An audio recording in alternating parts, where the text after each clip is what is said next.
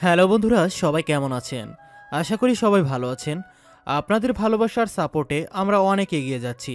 তাই আমরা প্রেম গল্প নামে আরেকটি নতুন চ্যানেল খুলেছি। এখন থেকে প্রেম গল্প চ্যানেলেও নতুন নতুন গল্প আপলোড করা হবে।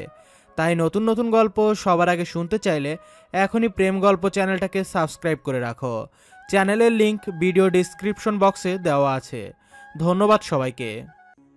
জ্বলন্ত কয়লার উপর দিয়ে যদি খালি পায়ে হেঁটে যেতে পারো, তবে তোমাকে স্ত্রী হিসেবে মেনে নেব। বিয়ের পর শ্বশুরবাড়িতে পা রাখার সাথে সাথে নিজের স্বামী হামিমের মুখে এমন কথা শুনে চমকে ওঠে আদিয়া। উপস্থিত সবাই অবাক চোখে তাকিয়ে আছে হামিমের দিকে। হামিম, এসব কি বলছিস তুই? আপু, এটা আমাদের স্বামী স্ত্রীর ব্যাপার, তুই এতে নাক না গলালেই ভালো হয়। হামিমের বোন নীলা কিছু বলতে গেলে হামিম হাত উঠিয়ে বাধা দেয় আর আদিয়ার উদ্দেশ্য বলে ওঠে, তোমাকে কি এখন কথাটা আবার রিপিট করতে হবে, নাকি কাজটা করবে? আদিয়া মাথা নিচু করে দাঁড়িয়ে আছে। আপাতত আদিয়ার কিছু বলার নেই। এখন হামিম তাকে যা করতে বলবে তাকে সেটাই করতে হবে। আদিয়ার হাত পা বাঁধা, কিছু করার নেই তার। তাই সে আর বেশি কিছু না ভেবে মাথা নেড়ে সম্মতি জানায়। হামিমের ঠোঁটের কোণে তৃপ্তিময় হাসি ফুটে ওঠে। হামিম, তুই এসব পাগলামি বাদ দিবি, নাকি আমি চলে যাবো এখান থেকে? হামিম তার বোনের কথার কোনো উত্তর না দিয়ে তার গার্ডকে বলে ওঠে, আপুকে তার শ্বশুর বাড়িতে সাবধানে পৌঁছে দিয়ে আসো। আমি গেলে আমার সাথে আদিয়াও যাবে। আমার বউ আমার সাথেই থাকবে, আর আমার যা খুশি তাই করব, কারণ আমার সে অধিকার আছে আদিয়ার ওপর। তো তুই বেশি কথা না বলে আয় এবার। বাবা মা মারা যাওয়ার পর তোকে নিজের সন্তানের মতো কোলে পিঠে করে মানুষ করেছি, আর তোকে তো আমি এমন শিক্ষা দিইনি যে একটা মেয়ের উপর এতটা নিষ্ঠুর হবি। হামিম এবার খুব রেগে যায় আর তার গার্ডকে উদ্দেশ্য করে বলল, তোমাকে বলেছি না আপুকে পৌঁছে দিয়ে আসতে, তবে এখন ওইখানে দাঁড়িয়ে আছো কেন? গার্ড হামিমের চিৎকারে খুব ভয় পেয়ে যায় আর নীলার কাছে গিয়ে এক প্রকার জোর করেই নীলাকে নিয়ে চলে যায়। ততক্ষণে জ্বলন্ত কয়লা দিয়ে ফ্লোর জ্বালানো হয়ে গেছে। আদিয়া এক কোণে দাঁড়িয়ে হাত কচলাচ্ছে। বেচারি খুব ভয় পেয়ে আছে। নিজের হাত কাটলেও যে মেয়ে সারা বাড়ি মাথায় তুলতো, আজ সেই মেয়ে নাকি জ্বলন্ত কয়লার ওপর দিয়ে হেঁটে যেতে হবে। কথাটা ভেবেই আদিয়ার বুকটা ভার হয়ে আসে। চোখ বেয়ে পানি গড়িয়ে পড়ছে। কই, তাড়াতাড়ি এসো, এমন ঢং করলে কয়লা তো ছাইয়ে পরিণত হবে। হামিমের কথায় আদিয়া কেঁপে ওঠে। তারপরেও কাঁপা কাঁপা পায়ে জ্বলন্ত কয়লার দিকে এগিয়ে যায়। একটা সময় আদিয়া কয়লাগুলোর সামনে এসে দাঁড়ায়, এক পলক হামিমের দিকে তাকিয়ে এটা ভেবে যে হামিম তাকে আটকাবে। কিন্তু তার ভাবনা ভুল প্রমাণ করে হামিম চোখের ইশারায় আদিয়াকে এগিয়ে যেতে। আদিয়ার চোখ দিয়ে দুফোঁটা জল গড়িয়ে পড়ে। আদিয়া চোখের পানিটা মুছে নেয় আর কিছু না ভেবে নিজেই মনে মনে বলে ওঠে, আদিয়া, এটা তুই করতে পারবি? এটা করলে হয়তো তুই সাময়িক কষ্ট পাবি, আর না করলে অনেক বড় ক্ষতি হয়ে যাবে। কথাগুলো নিজ মনে আওড়ে আদিয়া দুই হাত দিয়ে শাড়িটা ধরে উঁচু করে, এক পা তুলে কয়লার উপর পা ফেলার জন্য। কিন্তু আদিয়ার সাহস হচ্ছে না, তাই আবারও পা নামিয়ে ফেলে। আদিয়া আবারও হামিমের দিকে তাকায়। তখন হামিম বাঁকা হেসে আদিয়াকে কিছু একটা দেখায়, যেটা দেখে আদিয়ার গলা শুকিয়ে যায়। আর কিছু না ভেবে কয়লাগুলোর ওপর এক পা ফেলে আর সাথে সাথে জ্ঞান হারায়। অতিরিক্ত ভয় আর মানসিক চাপ থেকে এমনটা হয়েছে। আদিয়া ফ্লোরে লুকিয়ে পড়ার আগেই হামিম এসে আদিয়াকে ধরে ফেলে আর কোলে তুলে নেয়। ড্রয়িং রুমে বসে একের পর এক শাড়ি দেখেই চলেছে হামিম, কিন্তু কোনোটাই তার মন মতো হচ্ছে না। অনেকগুলো দোকানদার তাদের দোকানের বেস্ট শাড়ি নিয়ে এসছে, কিন্তু হামিমের সেসব কিছুই পছন্দ হচ্ছে না। এভাবে অনেকক্ষণ দেখার পরেও যখন হামিম শাড়ি পছন্দ করতে পারল না, তখন হামিম হার মেনে নিল। এসব তার দ্বারা সম্ভব নয়, আর সম্ভব হবেই বা কি করে? মেয়েদের জামা কাপড় নিয়ে তার কোনো আইডিয়া থাকলে তো কখনো কোনো মেয়ের জন্য শাড়ি কিনেছে নাকি সে? হামিম এবার বসা থেকে উঠে দাঁড়ায় আর কিচেন থেকে কাজের মেয়ে মলিকে নিয়ে আসে। দেখো তো এখানে কোন শাড়িটা ভালো, কোনটা আদিয়ার জন্য বেস্ট হবে। মলি হামিমের কথা শুনে যেন রাতের আকাশে সূর্য দেখতে পেল, এতটাই অবাক হয়েছে মলি। বিয়ের প্রথম দিন যিনি তার বউকে জ্বলন্ত কয়লার ওপর দিয়ে হাঁটায়, সে নাকি তার বউয়ের জন্য শাড়ি কিনছে। মলি অবাক চোখে ড্যাব ড্যাব করে হামিমের দিকে তাকিয়ে আছে। হামিম এবার খুব বিরক্ত হয়। আমার দিকে তাকাতে বলিনি, শাড়ি দেখতে বলেছি ওকে। হামিমের কথা শুনে মলি নিজেকে সামলে আমতা আমতা করে বলে ওঠে, ছোট সাহেব, আমি তো শাড়ি পরি না, থ্রি পিস পরি। কোনোদিন শাড়ি কিনেও নাই। আমার সব কাপড় চোপড় তো নীলা ম্যাডামই আইনা দেয়। আমি কেমনে বৌমনির লাইগা শাড়ি পছন্দ করুম? হামিম মলিকে রেগে কিছু বলতে যায়, কিন্তু কিছু একটা ভেবে চুপ করে তার রুমের দিকে এগিয়ে যায়। হামিম তার রুমে এসে দেখে আদিয়া খাটে বসে তার পা দেখছে। হামিম পকেটে হাত দিয়ে ভ্রু কুঁচকে তাকায় আদিয়ার দিকে, আর আদিয়া ঘরে কারোর উপস্থিতি বুঝতে পেরে দরজার দিকে তাকায় আর দেখে হামিম 3/4 প্যান্ট আর কালো গেঞ্জি পরে পকেটে হাত দিয়ে তার দিকেই ভ্রু কুঁচকে তাকিয়ে আছে। আদিয়া সেটা দেখে খাট থেকে নেমে হামিমের সামনে দাঁড়ায়। আমার পায়ে কোনো পোড়া দাগ নেই কেন? আদিয়ার কথা শুনে হামিম হেয়ালি করে বলে, সেটা আমাকে জিজ্ঞেস না করে নিজের পাকে জিজ্ঞেস করো। দেখুন, আমি মজা করার মতো মুডে একদমই নেই। আমার তো খেয়ে দিয়ে কাজ নেই তোমার সাথে মজা করব। এখন চলো আমার সাথে। আমি কোথাও যাব না আপনার সাথে। আগে বলুন, পায়ে কোন পোড়া দাগ নেই কেন? আমার স্পষ্ট মনে আছে আমি জ্বলন্ত কয়লার উপরে এক পা ফেলেছিলাম, তারপর কি হয়েছে জানা নেই। তো সেই হিসেবে তো আমার এক পায়ে পোড়া দাগ থাকবে, তাই না? আমার সাথে কেউ এইভাবে কথা বলুক সেটা আমি একদমই পছন্দ করি না। প্রথমবার তাই কিছু বললাম না, কিন্তু নেক্সট টাইম এমন হলে আমার থেকে খারাপ কেউ হবে না। এখন চুপচাপ আমার সাথে চলো। হামিম কথাগুলো বেশ গম্ভীর হয়ে বলে, তাতে আদিয়া অনেকটা ভয় পায়। তাই আর কোনো কথা না বলে হামিমের পেছন পেছন যায়। এখান থেকে যে শাড়িগুলো পছন্দ হবে রেখে দাও। কিন্তু আমি তো শাড়ি পরি না। তোমার থেকে জানতে চাইনি আমি কি পড়ো আর কি পড়ো না। আমি তোমাকে যেটা করতে বলবো সেটাই করবে তুমি। তাই আজ থেকে তুমি শাড়ি পরবে, শাড়ি ব্যতীত কোনো কিছু যাতে পরতে না দেখি। তো চুপচাপ শাড়ি সিলেক্ট করো, বেশি কথা বলবে না। কথাগুলো বলে হামিম তার ফোনটা নিয়ে চলে যায় সেখান থেকে। আর আদিয়া মন খারাপ করে শাড়ি দেখছে। আদিয়া না তো শাড়ি পরতে পারে আর না পারে সামলাতে। বিয়েতে শাড়িটা পরতে যে কত কষ্ট করতে হয়েছে সেটা আদিয়া ছাড়া আর কেউ জানে না। কিন্তু হামিম যখন বলেছে তখন তার যত কষ্টই হোক সেটা আদিয়াকে করতেই হবে, নয়তো হিতে বিপরীত হবে। তাই আদিয়া চুপচাপ শাড়ি দেখছে। রাত 12:20 হামিম তার ঘরে আসে আর এসে দেখে আদিয়া ঘরে নেই। হামিমের খুব রাগ হয়। হামিম রেগে ঘর থেকে বের হয়ে যায় আর সারা বাড়ি আদিয়াকে খোঁজে। প্রায় 15 মিনিটের মতো খোঁজার পরেও যখন আদিয়াকে পায় না, তখন হামিম তার ঘরে আসে। আমার ফোনটা হাতে নেয় কাউকে কল দেওয়ার জন্য, কিন্তু তখন সে কিছু একটার আওয়াজ শুনতে পায়। হামিম আওয়াজটা কোন দিক থেকে আসছে সেটা বোঝার চেষ্টা করছে আর সেদিকে এগিয়ে যাচ্ছে। আওয়াজটা তারই ঘরে হয়েছে। তাই হামিম চারপাশটা ভালো করে দেখে, তারপর ওয়াশরুমে যায় আর গিয়ে যা দেখে তা দেখার পর হামিম খুব জোরে একটা চিৎকার দেয়, কারণ তার সামনে আদিয়া আছে আর আদিয়ার হাতে তার ল্যাপটপ। এতটুকু অবধি ঠিক ছিল, কিন্তু তার ল্যাপটপের অবস্থা একদম নাজেহাল। ল্যাপটপ পানিতে চুপচুপে হয়ে আছে আর হয়তো ফ্লোরে পড়েছে, তার জন্য কিছুটা ফেটেও গেছে। আর এসব দেখে হামিম এমনভাবে চিৎকার করে ওঠে। হামিম ওয়াশরুমে প্রবেশ করার পরপরই আদিয়া পেছন ঘুরে যায় আর হামিম খুব রেগে তেড়ে যায় আদিয়ার দিকে। হামিম এক ঝটকায় আদিয়ার হাত থেকে তার ল্যাপটপটা ছিনিয়ে নেয়। আমার ল্যাপটপের এই অবস্থা কিভাবে হলো? কি করেছো তুমি এটার সাথে?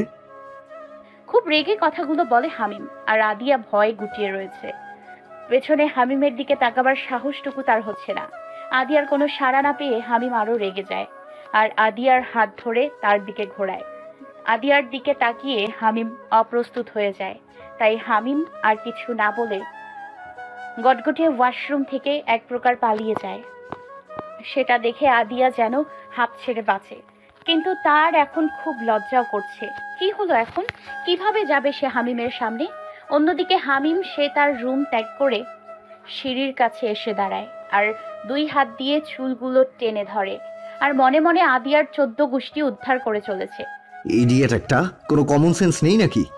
এভাবে একটা ছেলের ওয়াশরুমে, হ্যাঁ? ভাবতেই গায়ে কাটা দিচ্ছে। দরজা ভালো করে না আটকে ওয়াশরুমে শাড়ি পরছে। অনেকক্ষণ পর আদিয়ার শাড়িটা কোনো মতে গায়ে পেঁচাতে পেরেছে। এবার বাইরে যাওয়ার পালা, কিন্তু আদিয়া বাইরে যাওয়ার সাহস পাচ্ছে না। তার খুব লজ্জা করছে, তার সাথে ভয়ও করছে। এখন আমি বাইরে যাব কিভাবে? উনি হয়তো রুমেই আছেন, আর ওনার ল্যাপটপের যেভাবে 13টা বাজিয়েছি তাতে করে উনি তো খুব রেগে আছে।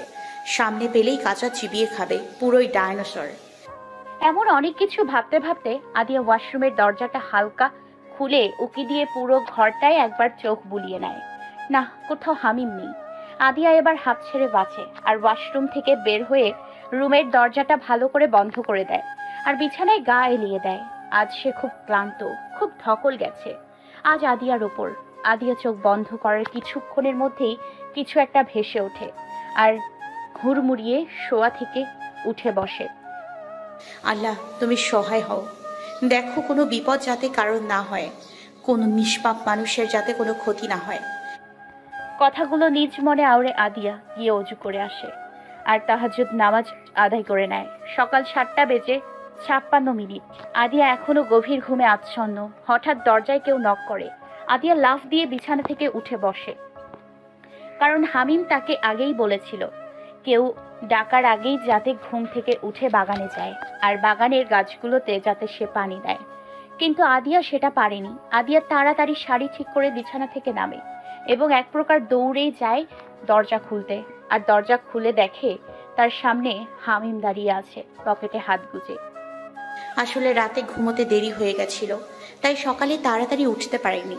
আপনি একটু বসুন, আমি এক্ষুনি বাগানের গাছগুলোতে পানি দিয়ে আসছি। একদমে কথাটা বলেই আদিয়া ঘর থেকে বের হতে যায় আর হামিম ডেকে ওঠে। আদিয়া। হামিমের এমন শান্ত স্বরে কথা বলাটা আদিয়াকে ভয় পাইয়ে দেওয়ার জন্য যথেষ্ট। আদিয়া হামিমের সামনে দাঁড়ায় মাথা নিচু করে। আপনি আমাকে এর জন্য যে শাস্তি দেবেন আমি সেটাই মাথা পেতে নিব, কিন্তু আপনি প্লিজ ওদের কোনো ক্ষতি করবেন না। হামিম আদিয়ার কথায় কোনো পাত্তা না দিয়ে আদিয়ার হাত ধরে টেনে রুমে আনে আর দরজাটা লাগিয়ে দেয়। আদিয়া ভয়ে শুকনো ঢোক গিলে। হামিম আদিয়ার সামনে আসতে আসতে তার পকেট থেকে রুমাল বের করে চোখটা বেঁধে দেয়। আদিয়া ভ্রু কুঁচকে তাকায় হামিমের দিকে আর বোঝার চেষ্টা করছে হামিম করছেটা কি। হামিম আদিয়ার সামনে এসে আদিয়ার শাড়ি এক টানে খুলে ফেলে। আদিয়া চোখ বড় বড় করে হামিমের দিকে তাকায়, চোখ যেন বেরিয়ে আসবে এক্ষুনি, এতটাই অবাক হয়েছে আদিয়া। হামিম শাড়িটা পরিয়ে দেওয়ার জন্য আদিয়ার গায়ে হাত দিতে গেলেই আদিয়া ছিটকে দূরে সরে যায়। আমি পড়তে পারবো, প্লিজ আপনি যান এখান থেকে। বেশি কথা না বলে সামনে আসো, নয়তো চোখের বাঁধন করে শাড়ি পরাবো। তারপরেও শাড়ি আজ তোমাকে পরিয়েই ছাড়বো আমি। আদিয়া হতভম্ব, কিন্তু আদিয়া বেশি সময় না নিয়ে হামিমের সামনে এসে দাঁড়ায় আর হামিম খুব সুন্দর করে শাড়িটা পরিয়ে দেয়। শাড়ি পরানোর পর হামিম চোখের বাঁধন খুলে আদিয়াকে পা থেকে মাথা অবধি একবার দেখে নেয়। না, সব ঠিকই আছে, ভালোই হয়েছে শাড়ি পরানো। আদিয়া লজ্জায় মাথা নিচু করে আছে। হামিমের কথার প্রতি উত্তরে আদিয়া কিছুই বলল না। এবার বলো, আমার ল্যাপটপের ওই অবস্থা কিভাবে করলে? কি করছিলে ল্যাপটপ নিয়ে ওয়াশরুমে? শাড়ি পরতে। ওয়াও, শাড়ি পরার জন্য তুমি ল্যাপটপের ওই অবস্থা করেছো? খুব ইন্টারেস্টিং তো ব্যাপারটা। হামিম কথাটা বেশ শান্ত হয়ে বলে, কিন্তু পরক্ষণেই খুব রেগে যায়। সত্যি কথা বলো আদিয়া, ল্যাপটপ নিয়ে ওয়াশরুমে কি করছিলে? সত্যিটা না বললে আমি কি করতে পারি সেটা তুমি এতদিনে ভালোই বুঝে গেছো। এবার তাড়াতাড়ি সত্যিটা বলো, কোনো নাটক না করে। আমি শাড়ি পরতে পারি না, তাই ভিডিও দেখে শাড়ি পরার জন্য ল্যাপটপটা নিয়েছিলাম, কারণ আমার ফোনটা বাসায় ফেলে এসেছি আর ল্যাপটপটা ভালো করে রেখেই শাড়ি পরছিলাম, কিন্তু হঠাৎ করে কিভাবে যেন হাত লেগে ল্যাপটপটা নিচে পড়ে যায় আর ফ্লোরে পড়ে থাকা পানিতে ভিজে যায়। পাসওয়ার্ড জানলে কিভাবে? আদিয়া এবার খুব অস্বস্তিতে পড়ে যায়। এখন কি বলবে আদিয়া? বলো, পাসওয়ার্ড জানলে কিভাবে? বাগান পানি দিতে হবে। আদিয়া কথাটা বলে পাশ কাটিয়ে আসতে গেলেই হামিম বলে ওঠে, নিজেকে এতটাও চালাক ভেবো না মিসেস আদিয়া। কথায় আছে না, অতি চালাকের গলায় দড়ি। কথাটা মাথায় রেখে চালাকি করো। আর ভুলে যেও না, এখানে আমিও রয়েছি। কথাটা বলেই হামিম ঘর থেকে বেরিয়ে যায়। আর আদিয়া হামিমের কথার মানে খুব ভালো করেই বুঝতে পেরেছে।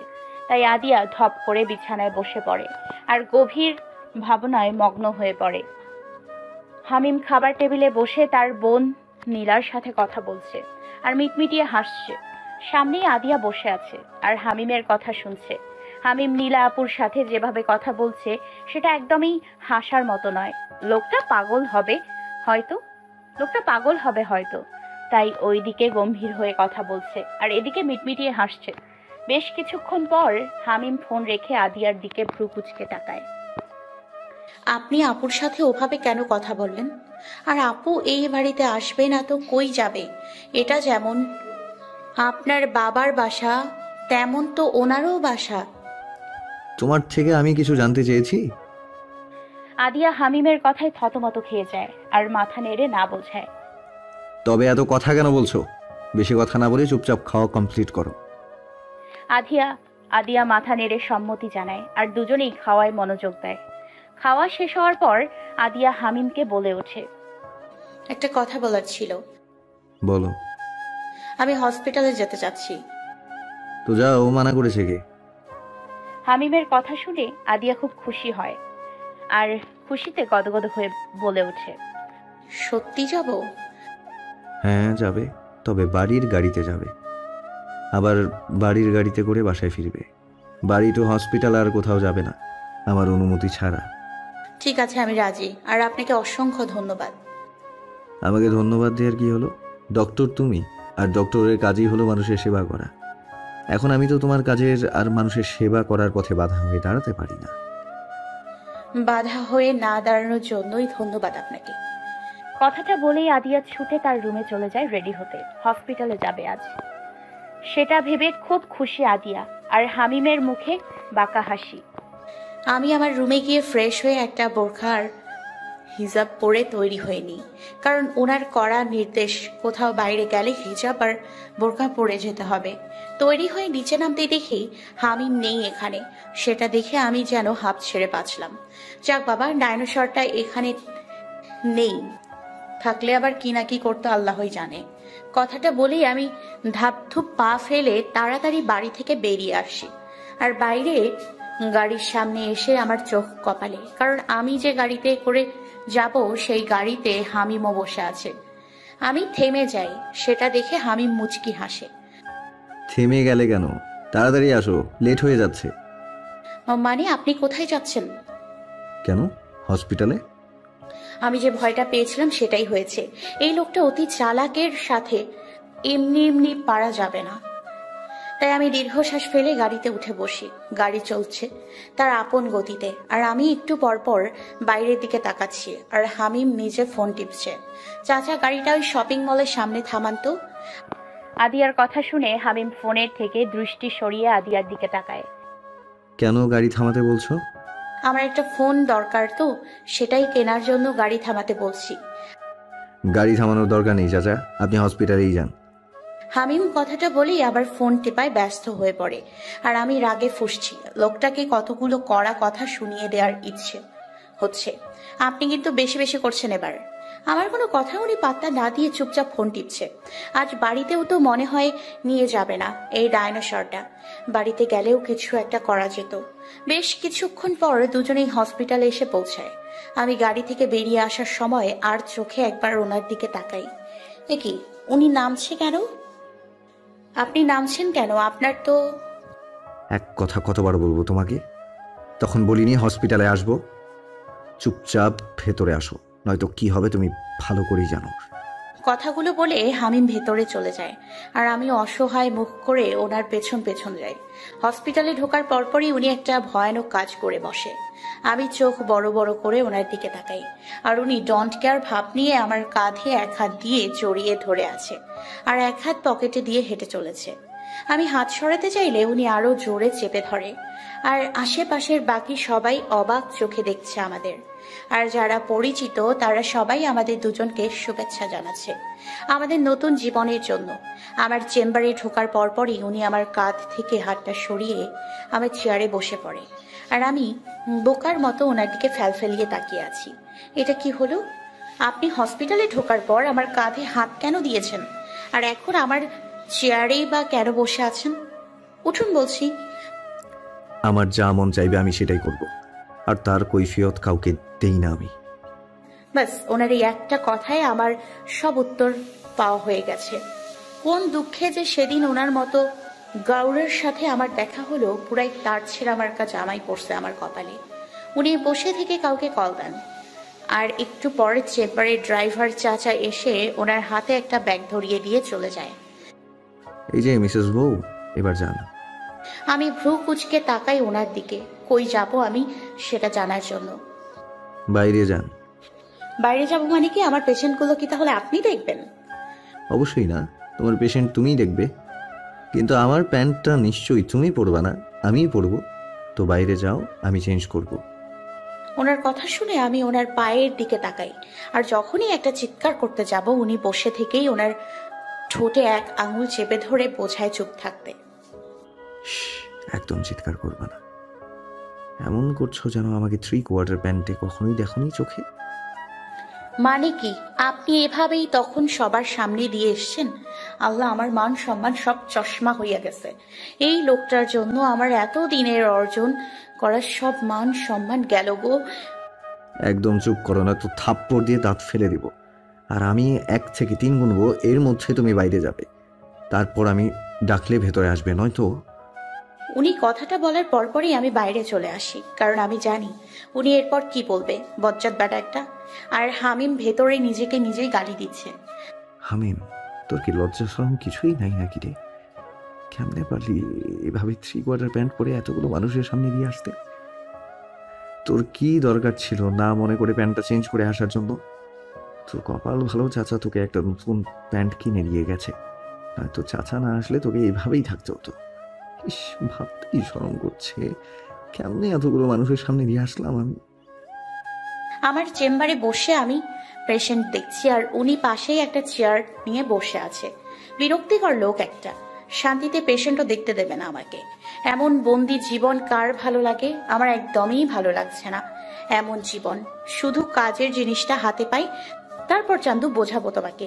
এখন এভাবেই সবটা মুখ বুঝে মেনে নিতে হবে। অন্যদিকে হামিম আদিয়ার আড়ালে মুচকি মুচকি হাসছে আর মনে মনে বলে চলেছে, তোমাকে আমি এত সহজে ছাড়ছি না বউ, আর না সহজে তোমাকে তোমার কাঙ্ক্ষিত জিনিসটি দেব। রাতের আধার কেটে গিয়ে সকালের আলো ফুটবে ঠিকই, কিন্তু তুমি আমার থেকে ছাড়া পাবে না। এসব ভাবনার মাঝেই হামিমের ফোনটা বেজে ওঠে আর হামিম ফোনটা রিসিভ করে। আদিয়া হামিমের দিকে তাকায়, কিন্তু আদিয়া কিছু বুঝে ওঠার আগেই হামিম বসা থেকে উঠে দাঁড়ায় খুব উত্তেজিত হয়ে। আমি আমার গার্ডকে পাঠিয়ে দিচ্ছি, তুমি তার সাথে বাড়িতে চলে এসো। খবরদার চালাকি করার চেষ্টা করবে না। তুমি যাই করো না কেন সবটা আমার কানে আসবেই। তো যাই করো ভেবে চিন্তে করো। আমি আসছি, আমার একটা কাজ আছে। কথাগুলো বলে আমাকে আর কিছু বলতে না দিয়েই বেরিয়ে যায়। কিছু বুঝতে পারলাম না কি হলো।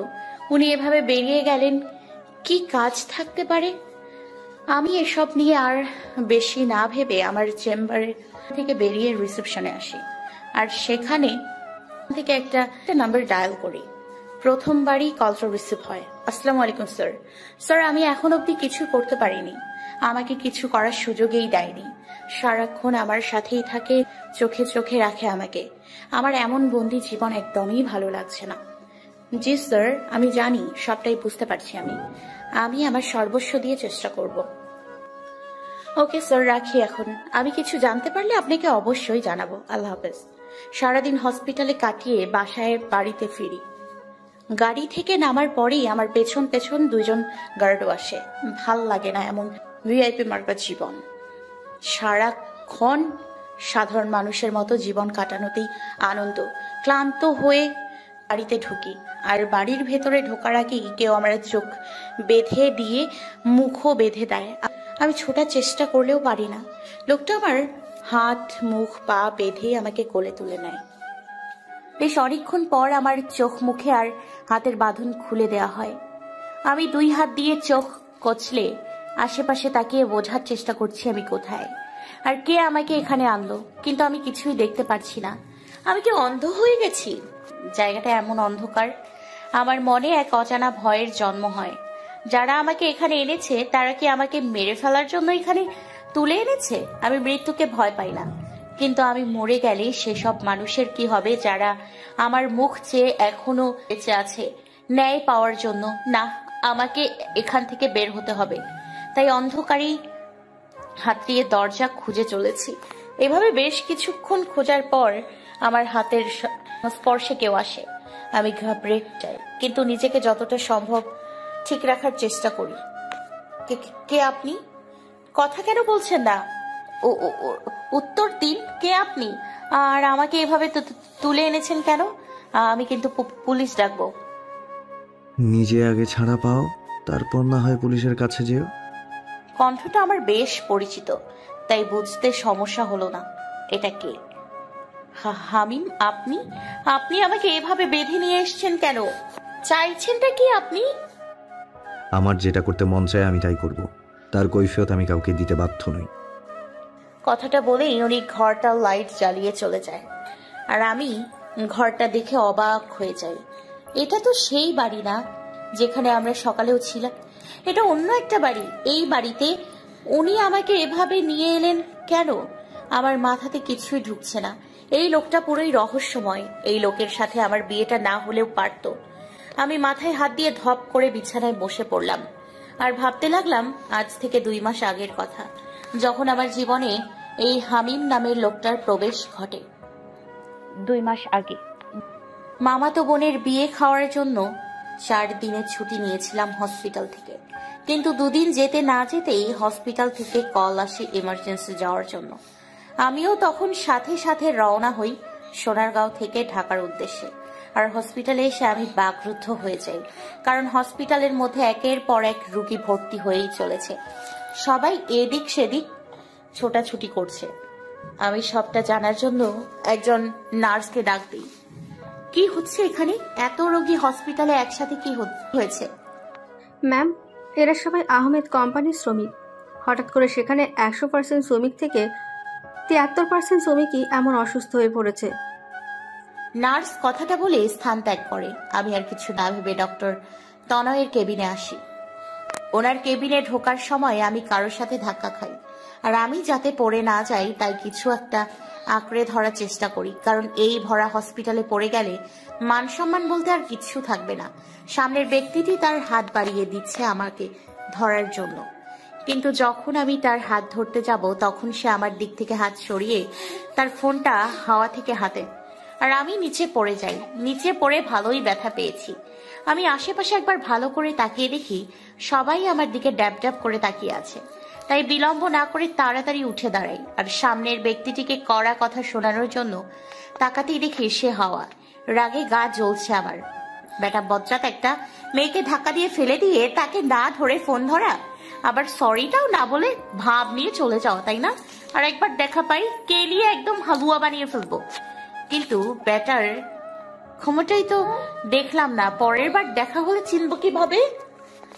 আদি, আরে ওকে? সামনে তাকিয়ে দেখি তনয় স্যার। আমার এবার হাত পা ছড়িয়ে ছিটিয়ে কান্না করতে ইচ্ছে করছে।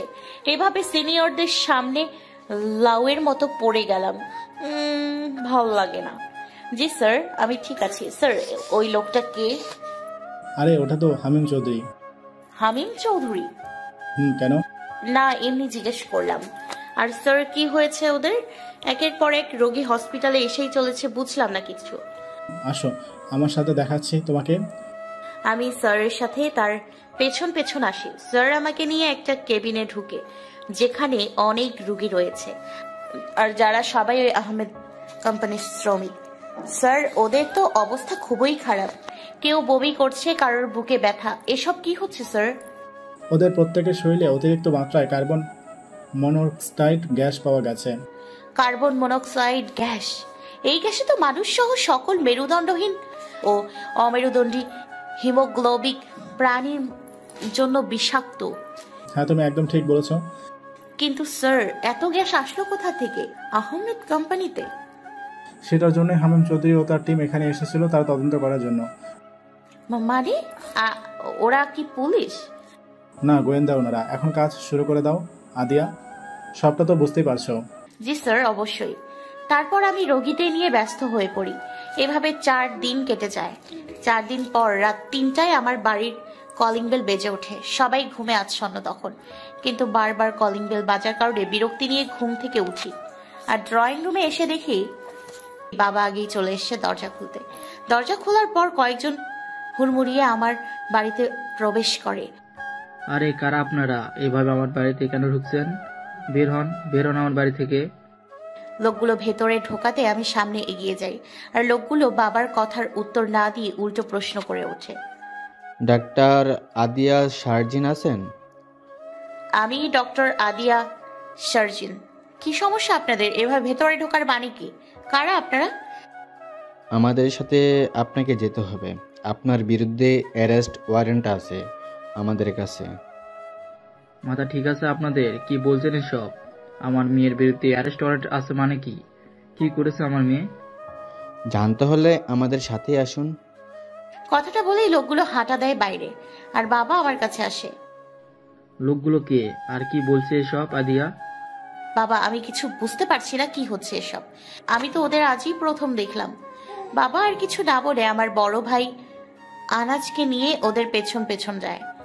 সাথে আমিও আসি ওদের সাথে। লোকগুলো আমাদের নিয়ে একটা বাড়ি আসে। আমরা সবাই অবাক হই, সাথে ভয়ও পাই।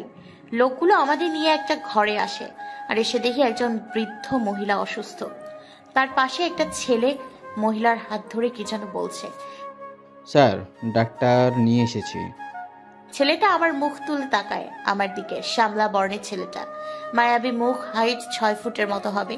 ছেলেটা আমাকে দেখে আমার 2 হাত চেপে ধরে কান্না জড়িত কণ্ঠে বলে ওঠে, আমার মা খুবই অসুস্থ, প্লিজ আমার মাকে সুস্থ করে দিন। ছেলেটার মা অসুস্থ শুনে আমি কোনো কিছু না ভেবে ওনার মার কাছে যাই, কারণ আমি একজন ডাক্তার, আর ডক্টরের কাজই হলো মানুষের সেবা। ওনার শরীরে অনেক বেশি জ্বর। এই ওষুধগুলো এনে খাইয়ে দেবেন। ততক্ষণে ওনার মাথায় একটু পানি দিন, তবে ওনার মাথাটা ভালো লাগবে আর জ্বরটা কমবে। ছেলেটা একজনের হাতে কাগজটা ধরিয়ে দিয়ে বলল ঔষধ আনতে। সে চলে যাচ্ছিল, তখন আমি তাকে আটকে প্রশ্ন করে বসি, আমাকে তো অ্যারেস্ট করা হয়েছে, তবে এই বাড়িতে নিয়ে আসার কারণ কি? ওনার মাকে দেখা? ছেলেটা ওই লোকটাকে চলে যেতে বলল, আর আমাকে উদ্দেশ্য করে বলল, মিস, আসলে কোনো ডাক্তার পাচ্ছিলাম না এত রাতে। ডাক্তার তনয়কে ফোন করলে জানায় তিনি হসপিটালে এমার্জেন্সি রোগী দেখছে, আর উনি আপনার নাম জানায়, তাই আপনাকে নিয়ে আসতে ওদের পাঠাই। আর একটা মেয়েকে নিশ্চয়ই কোনো বাবা মা এত রাতে পেশেন্ট দেখার জন্য আসতে দেবে না, তাই এই পদ্ধতি। ওনার কথাগুলো শুনে বাবা আর ভাইয়া হেসে ফেলল। কি টেকনিক রে ভাই! আমি বাবা আর ভাইয়ের থেকে চোখ সরিয়ে ওনাকে বলি, তবে আমরা কি এখন আসতে পারি? না প্লিজ, যাবেন না আপনি। মা অসুস্থ, আমি ছেলে মানুষ তেমন কিছু বুঝিও না, আর রাতে কোনো দরকার পড়লে আবার ডাক্তার পাবো কোথায়? তো দয়া করে আপনি কয়েক ঘন্টা এখানেই থেকে যান, সকাল হলেই আমার লোক আপনাকে বাড়িতে পৌঁছে দেবে। আমি ছেলেটার কথা শুনে বাবা আর ভাইয়ার দিকে তাকালে বাবা আশ্বস্ত করে থেকে যাওয়ার জন্য, তাই আমিও হ্যাঁ বলে দিই। সেদিন রাতে আমি, বাবা আর ভাইয়া ওই লোকটার বাড়িতেই ছিলাম। আমি ওনার মার সাথে শুয়েছিলাম, আর বাবা ভাইয়া ওরা ওই ছেলেটার সাথে পাশের রুমে শুয়েছিল। মহিলাটিকে ঔষধ খাইয়ে দেওয়ার পর তিনি ঘুমিয়ে পড়েন, আর আমি ওনার মাথায় পানি দিয়ে জলপট্টি দিয়েছি সারা রাত। আমার সজাগ থাকার অভ্যাস আছে, তাই জেগে থাকতে কোনো সমস্যা হয়নি। সকালে উনি সজাগ হয় আর ওনার মাথার কাছে আমাকে বসে থাকতে দেখে খুব অবাক হয়। তুমি এখনো যাওনি? এই তো এখনই চলে যাব, সকাল হওয়ার অপেক্ষায় ছিলাম। তা আপনি এখন কেমন আছেন? আলহামদুলিল্লাহ ভালো আছি মা। তোমাকে খুব কষ্ট দিলাম। আমার ছেলেটাও না একটা পাগল জানো। একটু জ্বর হলো কি হলো না, তোমাকে এভাবে তুলে নিয়ে এলো। আমি বারবার না করেছি একটা মেয়েকে এত রাতে নিয়ে আসার দরকার নেই, কিন্তু কে শুনে কার কথা। আরে আন্টি, কোনো সমস্যা নাই। উনি যা করেছে একদম ঠিক করেছে। ওনার জায়গায় আমি থাকলে আমিও এটাই করতাম। কারণ কোনো সন্তানই তার বাবা মায়ের কষ্ট সহ্য করতে পারে না। আর আমি তো একজন ডাক্তার, আমার দায়িত্বই হলো রোগীর সেবা করা। উনি এবার আমার গালে হাত দিয়ে বলে, তুমি খুব ভালো, খুব মিষ্টি। এমন একটা মেয়ে আমার হামিমের জন্য খুব দরকার। যখন আমি থাকবো না তখন যাতে সে হামিমকে আগলে রাখতে পারে। ওনার কথা শুনে আমি অপ্রস্তুত হয়ে পড়লাম। তাই কোনো মতে ওনার থেকে নিজেকে ছাড়িয়ে মুচকি হেসে চলে এলাম ঘর থেকে। আর পাশের রুমে উকি দিয়ে দেখি ভাইয়া নাক ডেকে ঘুমাচ্ছে আর বাবা রুমে নেই। তাই বাইরে চলে আসি বাবাকে খুঁজতে, আর এসে দেখি রাতের ছেলেটা রান্নাঘরে কি যেন করছে।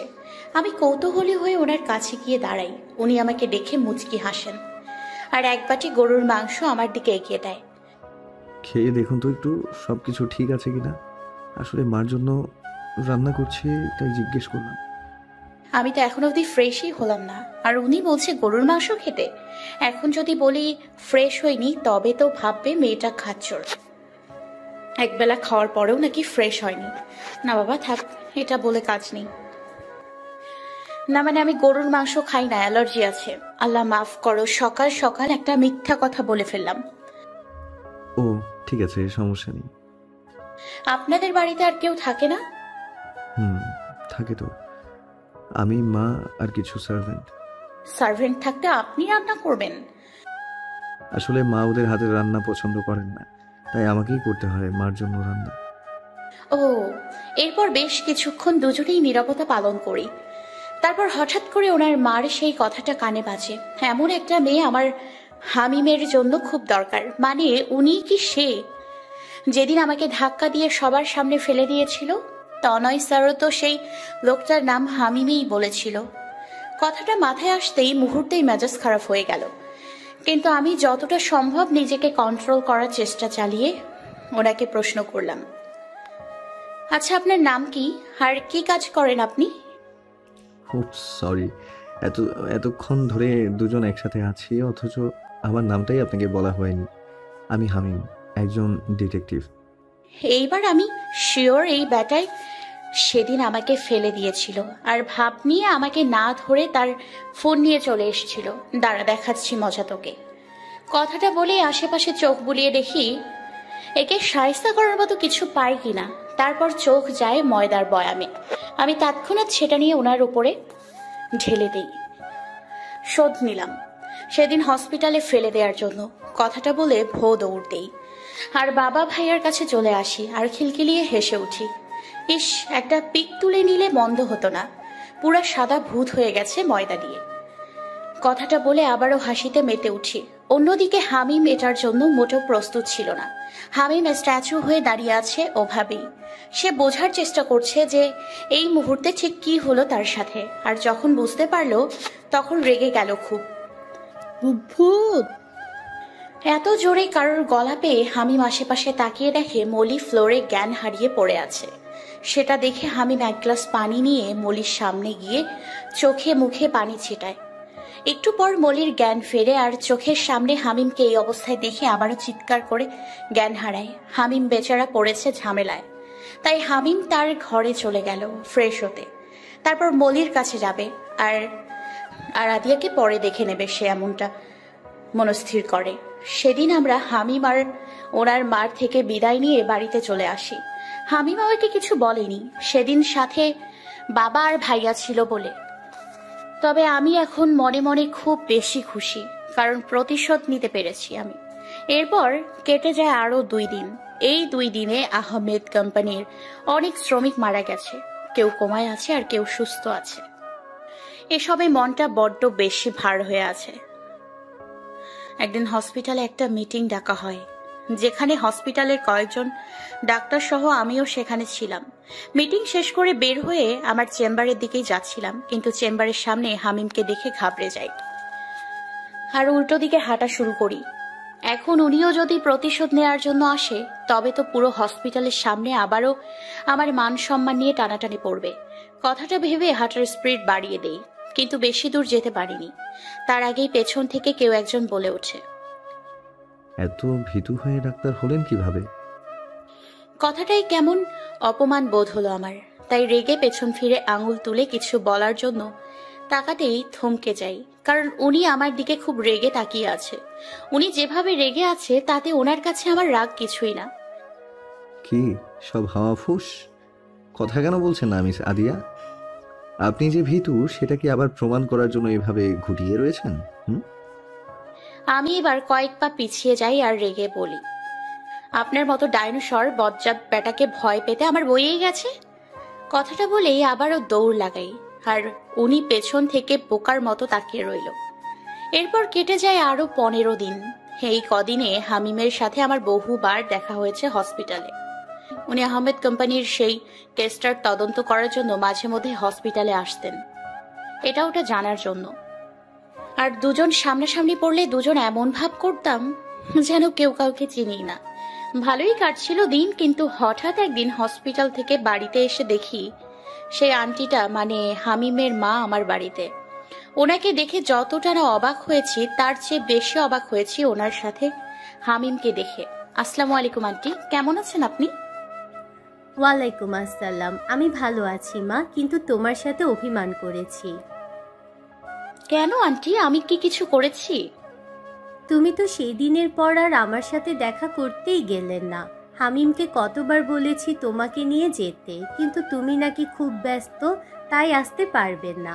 তাই আমি চলে এসেছি তোমার সাথে দেখা করতে।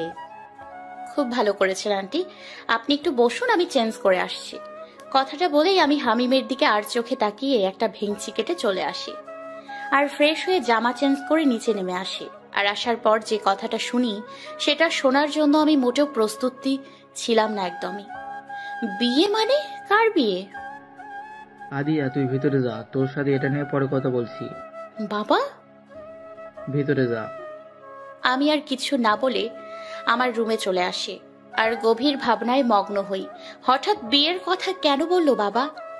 এসব নিয়ে যখন ভাবছিলাম তখন ঘরে কারোর প্রবেশ ঘটে। আমি মাথা তুলে তাকিয়ে দেখি হামিম। ওনাকে দেখে আমি খুব বেশি অবাক হই। আপনি আমার ঘরে কেন, আর দরজা কেন লাগাচ্ছেন? উনি আমার কথার কোনো উত্তর না দিয়ে দরজা আটকে খাটে বসে। উনি বসার সাথে সাথে আমি দৌড়ে যাই। কি করতে চাইছেন আপনি? তোমার সাথে কথা বলতে চাইছি। বাপরে, আপনি থেকে ডিরেক্ট তুমি? আর যাই হোক, নিজের হবু বউকে তো আর আপনি করে বলতে পারি না। হবু বউ মানে? কে আপনার হবু বউ? কেন, তুমি? মাথা ঠিক আছে আপনার? কি সব আজে বাজে কথা বলে চলেছেন? নিচে তো শুনলেই বিয়ের কথা চলছে, আর সেটা তোমার আর আমার বিয়ের জন্য। আমি আপনাকে বিয়ে করব না। আপনাকে কেন? কাউকেই বিয়ে করব না আমি। আমি এক্ষুনি বাবার কাছে যাব। আদিয়া, এটা আমার মায়ের শেষ ইচ্ছে। শেষ ইচ্ছে মানে? মানে মায়ের ক্যান্সার, আর বেশি গেলে 1 মাস বাঁচবে। তারপর তাকে এই পৃথিবীর মায়া ত্যাগ করে চলে যেতে হবে পরকালে। ওনার কথা শুনে আমি খুব অবাক হই, তার সাথে খুব খারাপও লাগে। প্লিজ আদিয়া, আপনি এই বিয়েটা ভেঙে দেবেন না। আমার মায়ের কথা চিন্তা করে আপনি প্লিজ এই বিয়েটা করুন। আমার মার এই শেষ ইচ্ছেটা প্লিজ পূরণ করে দিন। আমি ওনাকে কিছু না বলে চুপ করে দাঁড়িয়ে থাকি। উনি আমার দিকে এক দৃষ্টিতে তাকিয়ে আছে আমার উত্তর জানার জন্য। বেশ কিছুক্ষণ চুপ থাকার পর আমি ওনাকে বলি, আমার একটু সময় দরকার, আমি আপনাকে পরে জানাচ্ছি। ঠিক আছে, সময় নিন আপনি, কিন্তু উত্তর যেন পজিটিভ আসে। তারপর উনি ঘর থেকে চলে যায়, আর আমি ধপ করে বিছানায় বসে পড়ি। কি করব বুঝতে পারছি না আমি। এসব নিয়ে চিন্তা করতে করতে রাত গড়িয়ে সকাল হয়ে যাচ্ছে। আমি সকালে হসপিটালে যাওয়ার জন্য রেডি হচ্ছি, তখন ফোনটা বেজে ওঠে। আসসালামু আলাইকুম, কে বলছেন? ওয়ালাইকুম আসসালাম, হামিম বলছি। জি বলুন। আমি আপনার সাথে আজ একটু দেখা করতে চাইছি, আপনার কি সময় হবে? হসপিটাল এখন চাপ তো মনে হয় না পারবো। জরুরি কোনো কথা? জরুরি কথা থাকলে আপনি হসপিটাল চলে আসুন, সেখানেই না হয় কথা হবে। আচ্ছা ঠিক আছে। তারপর ফোন রেখে নিচে এসে ডাইনিং টেবিলে বসার পর মা খাবার বেড়ে দেয়। আমার খাওয়ার মাঝেই সেখানে বাবা উপস্থিত হয়। সাথে আমার কিছু কথা আছে আদিয়া। আমি জানি তুমি কি বলবে বাবা, আমার একটু সময় চাই। হাতে একদম সময় নেই। হামিমের মা অসুস্থ, তাই তিনি চাইছেন দুদিনের মধ্যে বিয়েটা সেরে ফেলতে। বাবা প্লিজ, এটা নিয়ে এখন চাপ দিও না। আমি সময় চেয়েছি তো, আমাকে ভাবার একটু সময় দাও। আমি মত দেওয়ার আগে তোমরা কোনো সিদ্ধান্ত নিও না। কথাটা বলেই বাসা থেকে বেরিয়ে আসি। চেম্বারে বসে রোগী দেখছিলাম, তখন সেখানে উপস্থিত হয় হামিম। রোগী বিদায় করে ওনাকে বসতে বলি। কি খাবেন, চা না কফি? না, কিছু লাগবে না। আমি এসেছি তোমার সাথে কথা বলতে, তো কথা বলেই চলে যাব। কি লোক রে বাবা, এক সময় তুমি বলে আর এক সময় আপনি বলে। মাথার নাট বোল্ট কি ঢিলা নাকি? যাইছে হোক, এসব নিয়ে কথা বললেই কথা বাড়বে। তার থেকে ভালো শর্টকাটে কথা বলে বিদায় দিই ওনাকে। হ্যাঁ বলুন, কি বলতে চান আপনি? আমার মায়ের হাতে বেশি সময় নেই, তাই উনি চাইছে কাল পরশুর মধ্যেই বিয়েটা হয়ে যায়। বাবা বলেছে আমাকে। আমি জানি তুমি এসবের জন্য প্রস্তুত নও, কিন্তু তারপরও আমি স্বার্থপরের মতো আমার মার শেষ ইচ্ছাটা পূরণ করার জন্য তোমার কাছে অনুরোধ করছি, রাজি হয়ে যাও। আমার মা তোমাকে দেখে মনে করেছে তুমি সঠিক আমার জন্য। তুমি পারবে সারা জীবন আমার হাত ধরে একসাথে চলতে। তাই মা শেষ ইচ্ছে হিসেবে তোমাকে নিজের ছেলের বউ হিসেবে পেতে চাইছে। আমি বুঝতে পেরেছি সবটা, কিন্তু আমি এখনই বিয়ে করতে চাইছি না। তারপরেও একজন মৃত পথযাত্রী মায়ের কথা ভেবে আমি বিয়েটা করব। সত্যি তুমি বিয়েটা করবে? করব। বুকের ওপর থেকে একটা পাথর সরালে। আমি এখনই বাড়িতে গিয়ে মাকে জানাই। মা জানলে খুব খুশি হবে, আর বিয়ের আয়োজনও তো করতে হবে। তারপর উনি চলে যায়, আর আমি একটা দীর্ঘশ্বাস ফেলে কাজে মন দেই। আমাদের বিয়ে ঠিক করা হয় 1 সপ্তাহ পরে, কারণ আমার বাবা বলেছে একমাত্র মেয়ের বিয়ে তিনি ধুমধাম করে পালন করবে, তাই এই সময়টুকু নেয়া। এর মাঝে সবকিছু ঠিকই চলছিল, কিন্তু একদিন হঠাৎ করে ওনার মা খুব অসুস্থ হয়ে পড়েন, আর ওনাকে হসপিটালে নিয়ে যাওয়ার পর ডক্টর জানায় ওনার হাতে আর বেশি সময় নেই, যে কোনো সময় যা খুশি হতে পারে। আর তখন হামিমের মা আমার বাবাকে ডেকে পাঠায় ওনার কেবিনে। ভাই সাহেব, আমার সময় তো শেষ, কিন্তু সেই সময়টুকুতে আমার ছেলেটার পাশে আপনার মেয়েকে দেখতে চাই পুত্রবধূ হিসেবে। আপনি প্লিজ আমার এই ইচ্ছাটা পূরণ করুন, নয়তো মরেও শান্তি পাবো না। আপা, আপনি এভাবে বলবেন না। আমি এখনই ওদের বিয়ের ব্যবস্থা করছি। অতঃপর আমাদের সেদিনই বিয়ে হয়ে যায় পারিবারিকভাবে। তার পরের দিনই ওনার মা মারা যায়। উনি খুব ভেঙে পড়েন, আমাকে জড়িয়ে ধরে সেদিন হাউমাউ করে কেঁদেছিলেন, কিন্তু সেখানে কোথাও তখন নীলাপুর ছায়াও দেখিনি। ওনার মৃত্যুর খবর শুনেও আসেননি আপু। এতে আমি খুব অবাক হই, কিন্তু পরে জানতে পারি আপু দেশের বাইরে ছিলেন, তাই আসতে পারেননি। এভাবে কেটে যায় আর কয়েকটা দিন। আমাদের বিয়ের 17 দিন চলছে এখন। হামিম এখন আমাদের বাড়িতেই থাকে, তবে উনি এক রুমে আর আমি আরেক রুমে। বাবা হামিমকে একা কিছুতেই ওই বাড়িতে থাকতে দেবেন না, তাই এখানে রেখে দেয়। আমি মাঝে মধ্যে হসপিটাল থেকে ওনার রুমে গেলে আমার সাথে কথা বলতো খুব স্বাভাবিকভাবেই, আবার উনিও আমার সাথে কথা বলার জন্য আমার রুমে যেতেন, আর বাড়ির কারোর সাথেই তেমন কথা বলতেন না। একদিন হসপিটাল থেকে বাড়িতে এসে ফ্রেশ হয়ে ওনার রুমে যাওয়ার সময় শুনতে পাই উনি কারোর সাথে ফোনে কথা বলছেন। কেসটা অ্যাক্সিডেন্ট কেস হিসেবে চালিয়ে দাও, আর আহমেদ কোম্পানির যে সকল শ্রমিক মারা গেছে, কোমায় আছে, তাদের পরিবারের সাথে কথা বলো যে তাদের প্রত্যেককে 2 লক্ষ করে টাকা দেওয়া হবে ক্ষতিপূরণ হিসেবে। আমি যেটা বলেছি সেটাই হবে, আর যা প্রমাণ আছে সব নষ্ট করে দাও। কথাগুলো শুনে আমার দুনিয়া থমকে যায়। এতগুলো মানুষের মৃত্যু উনি টাকা দিয়ে সব ঠিক করতে চাইছেন? কত টাকা ঘুষ দিয়েছে আহমেদ কোম্পানির মালিক আপনাকে? ঘরে ঢুকতে ঢুকতে কথাটা বলি আমি, আর উনি অবাক চোখে আমার দিকে তাকায়। কি বলছো এসব? ঘুষ দিয়েছে মানে? এইমাত্র তো বললেন সেদিনের আহমেদ কোম্পানিতে ঘটা সেই ঘটনাকে অ্যাক্সিডেন্ট কেস হিসেবে চালিয়ে দিতে আর সব প্রমাণ নষ্ট করে দিতে। আমার কথা? চুপ, একদম চুপ। আমি আপনার সাথে কোনো কথা বলতে চাই না। আপনি খুব খারাপ একটা মানুষ, চলে যান এখান থেকে। আমি আপনার মুখ দ্বিতীয়বার দেখতে চাই না। আমি আপনার নামে পুলিশ কেস করব, আর সেই সব শ্রমিকদের ন্যায় পাইয়াই ছাড়ব। আমি গেলে আমার সাথে তুমিও যাবে এই বাড়ি থেকে, কারণ তুমি আমার স্ত্রী। মানি না আমি এই বিয়ে, আর না মানি আপনাকে স্বামী হিসেবে, আর আমি আপনার সাথে কোথাও যাব না। চলে যান এখান থেকে। বেশি বাড়াবাড়ি করছো কিন্তু তুমি। আমার রাগ উঠিও না, চুপচাপ আমার সাথে চলো। আমার হাত ধরতে গেলে আমি পেছনে সরে দাঁড়াই, আর রেগে চিৎকার করে বলি, আপনার মতো স্বার্থপর মানুষের সাথে আমি কোথাও যাব না। বেরিয়ে যান এই বাড়ি থেকে, নয়তো আমি পুলিশ ডাকবো। তুমি কিন্তু চলে যান এখান থেকে। বেশ, চলে যাব, তবে মনে রেখো আমার দরজায় তোমার আসতেই হবে। তারপর উনি আমাকে আর কিছু না বলে বেরিয়ে যান ঘর থেকে, আর আমি কান্নায় ভেঙে পড়ি। ভাবতেও অবাক লাগছে, আমার স্বামী একজন অসৎ ব্যক্তি এতগুলো মানুষের মৃত্যুর ক্ষতিপূরণ দিয়ে কেসটা ধামাচাপা দিতে চাইছে। না, আমি এটা হতে দিব না। আমি ওদের ন্যায় পাইয়ে ছাড়বো, এমনটা মনস্থির করে আমি পুলিশের কাছে যাই। কিন্তু তারা পরিষ্কার করে জানিয়ে দেয় তারা এই কেসটা নেবে না। এসব নিয়ে কয়েকদিন খুব চেষ্টা করি, কিন্তু কোনো লাভ হয় না। তনয় স্যারকেও আমি আগেই সবটা জানিয়েছিলাম, উনি সবটা জানে। উনিও কম চেষ্টা করেনি, কিন্তু ফল শূন্য। একদিন ওনার সাথে কথা বলছিলাম কিভাবে সেই শ্রমিকদের ন্যায় পাইয়ে দিব, অপরাধীদের শাস্তি দিব। তখন সেখানে উপস্থিত হয় হামিম। হামিমকে দেখে আমি খুব অবাক হই। তখন, আপনি এখানে কেন এসেছেন? আপনাকে বলেছি না আমি আপনার মুখ দ্বিতীয়বার আমি দেখতে চাই না, তারপরেও কেন এসেছেন এখানে আপনি? উনি আমার কথা শুনে মুচকি হেসে বলে ওঠে, কি কোনো কিছু করতে পারলে না তো? কোনো পুলিশ কেসটা নিল না তো? আপনি কিভাবে জানলেন এসব? আপনি কি তবে এসবের পেছনে রয়েছেন? একদম ঠিক, আমি এসবের পেছনে রয়েছি। আমি না চাইলে কোনো পুলিশ কেসটা নেবে না, আর না তুমি কোনো প্রমাণ হাতে পাবে। আপনি চাইছেনটা কি? এভাবে এতগুলো মানুষের ক্ষতি কেন করছেন আপনি? কেন অপরাধীদের শাস্তি পাইয়ে দিচ্ছেন না? আপাতত তোমাকে চাইছি। আমাকে চাইছেন মানে? মানে হলো আমি চাইছি তুমি বউ সাজে আমার সাথে আমার বাড়িতে যাবে, এবং আজ থেকে সেটাই হবে তোমার নিজ বাড়ি।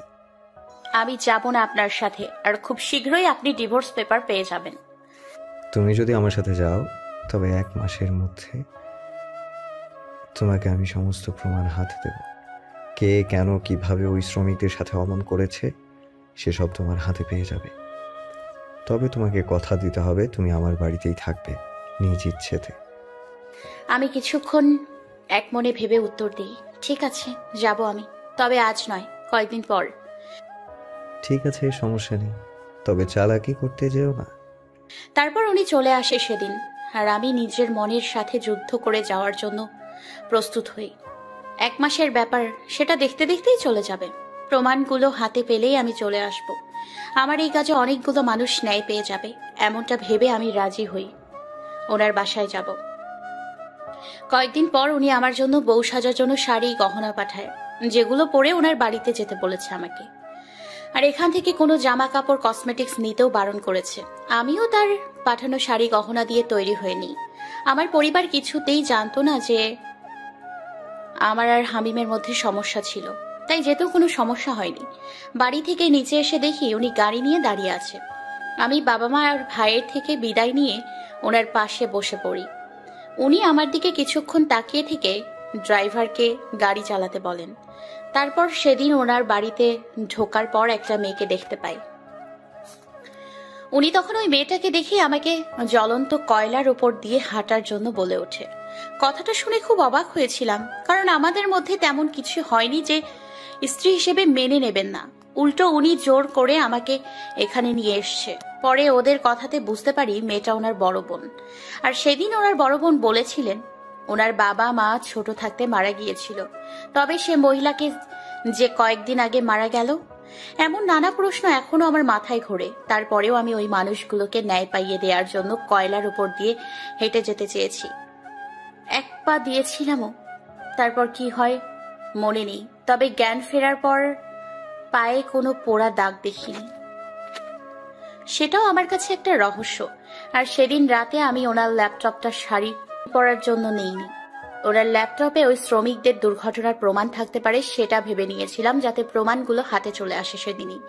কিন্তু কপাল খারাপ, তাই ল্যাপটপ ভেঙে চুরমার হয়ে গেছে। অতীতের কথা ভাবতে ভাবতে কখন ঘুমিয়ে পড়ি মনে নেই, কিন্তু হঠাৎ গালে কারোর হাতের স্পর্শ পেয়ে কেঁপে উঠি। আদিয়া, ওঠো, খাবার এনেছি, খাবে, চলো। হামিমের গলার স্বর পেয়ে আমি ঘুম থেকে লাফিয়ে উঠি। উনি সেটা দেখে মুচকি হাসে। খাবার নিয়ে চলে যান, খাবো না আমি। মায়ের খেতে না চাইলে চুপচাপ খেয়ে নাও। খাবার থেকে মায়ের খাওয়াই ভালো, কারণ এত এত প্রশ্ন মাথায় নিয়ে আমি খেতে পারবো না। কি প্রশ্ন জেগেছে তোমার মনে? বললেই তো আর উত্তর দেবেন না, তো বলেও লাভ নেই। বলতেও তো পারি, তুমি বলেই দেখো না। সত্যি বলবেন? বলবো, তবে সেসব উত্তর দেওয়ার মতো হলে শুধু 2টা প্রশ্নের উত্তর দেব। উত্তর দেওয়ার মতোই, আর আপনার কাছে সব উত্তর আছে। বেশ, তো বলো কি প্রশ্ন আছে, আর খাবারটা মুখে নিয়ে নাও। উনি আমার মুখের সামনে খাবার ধরে কথাটা বলে। আমিও কিছু না ভেবে ওনার হাত থেকেই খেতে শুরু করি, আর খেতে খেতেই ওনাকে প্রশ্ন করে উঠি, আপনার মা তো কয়েকদিন আগে মারা গেল, তবে সেদিন নীলা আপু কেন বলল? বাবা মা মারা যাওয়ার পর ছোট থেকে উনি আপনাকে বড় করেছে। উনি হঠাৎ আমাকে খাইয়ে দেয়া বন্ধ করে এক দৃষ্টিতে আমার দিকে তাকিয়ে রইল। আমি ওই দৃষ্টির মানে বুঝলাম না, তবে বেশ কিছুক্ষণ পর উনি বলে উঠল, কয়েকদিন আগে যিনি মারা গেছে উনি আমার মা নন। ওনাকে আমি বৃদ্ধাশ্রম থেকে নিয়ে এসে মায়ের আসনে বসিয়েছি 2 বছর আগে। ছোট থাকতে মা বাবা মারা যান, প্রথম বাবা তারপর মা। আমার মাকে আমি বড্ড বেশি ভালোবাসতাম, তাই মা মারা যাওয়ার পর মায়ের মৃত্যুটা আমাকে বড্ড বেশি আঘাত করে। তখন নিজেকে মানিয়ে নিতে চেয়েছিলাম, কিন্তু কোনোভাবেই পারছিলাম না। আপু আমাকে খুব ভালোবাসে, আপু আমাকে আগলে রাখতো সব কিছু থেকে, কিন্তু তারপরও আমি নিজেকে মানিয়ে নিতে পারিনি। একদিন একটা কেসের তদন্ত করার জন্য বৃদ্ধাশ্রমে যাই, আর সেখানে গিয়ে ওনাকে দেখে আমার মায়ের কথা মনে পড়ে। খুব মনে হচ্ছিল আমার মা বুঝি এখানেই রয়েছে। আমি প্রায় সময়ে ওখানে যেতাম, গিয়ে দেখা করে আসতাম ওনার সাথে। এভাবে ওনার প্রতি আমার মায়া দিন দিন বাড়তে থাকে। তাই আমি ওনাকে আমার বাড়িতে নিয়ে এসে মায়ের আসনে বসাই। আর এসব কিছুতে আপুর আপত্তি ছিল, তাই উনি মারা যাওয়ার পরও ওনাকে দেখতে আসেননি। উনি কথাগুলো বলার সময় চোখে পানি টলমল করছিল, আমারও চোখের কোণে পানি জমেছে। উনি নিজেকে সামলে আমার মুখের সামনে খাবার ধরে, আমি ওনার দিকে তাকিয়ে খাবারটা খেয়ে নিই চুপচাপ। আর একটা প্রশ্ন করতে পারবে? তাড়াতাড়ি করো, নয়তো আর উত্তর পাবে না। আমি ওনার কথা শুনে ভুলেই গিয়েছিলাম যে 2টা প্রশ্ন করতে পারবো। আমার এই কথাটা শোনার পর ওনার চোখ মুখের রং আবারও পাল্টে যায়, চোখ মুখ শক্ত করে বলে ওঠে, এই প্রশ্ন বাদ দিয়ে অন্য কোনো প্রশ্ন করো। আপনি না বললেন 2টা প্রশ্নের উত্তর দেবেন, তো দিন না উত্তর, এমন কেন করছেন বলুন তো?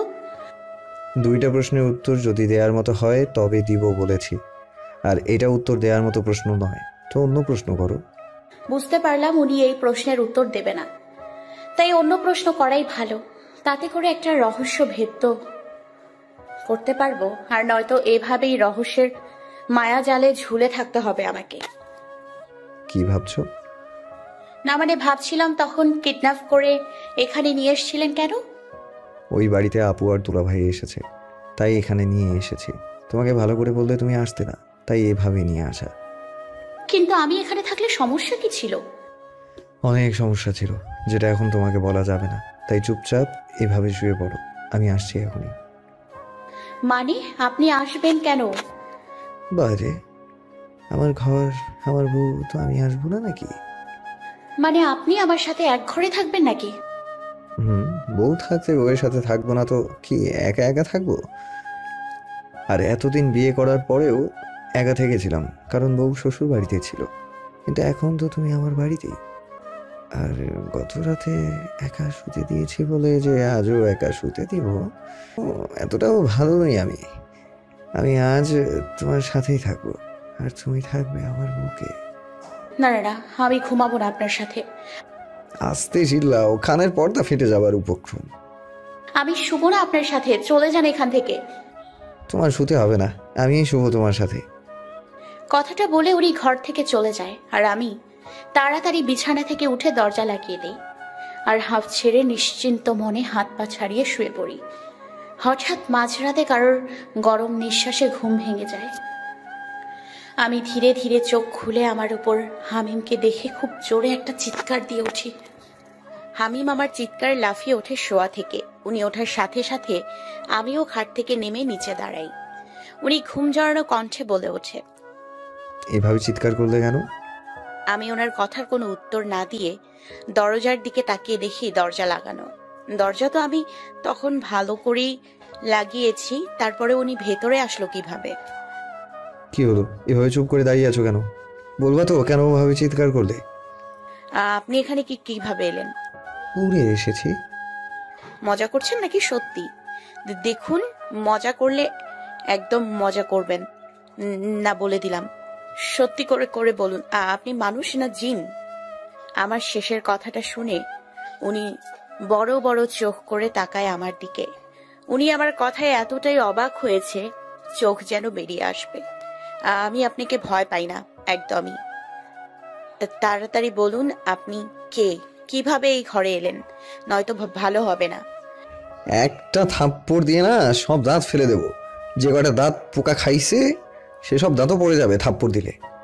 ওনার কথা শুনে আমার হাত আপনা আপনি বাম গালে চলে যায়। যা বাবা, এটা উনি জানলো কেমনে? কথা বলার সময়ও তো ওই দাঁতগুলো দেখা যায় না, তবে উনি জানলো কেমনে?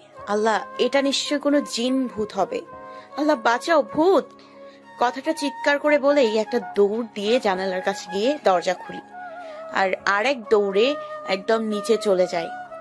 আর নিচে এসে দেখি আমার সামনে মলি। কিন্তু আমরা তো বাড়িতে না, এটা তো অন্য একটা বাড়ি। এই বাড়িতে মলি এলো কিভাবে?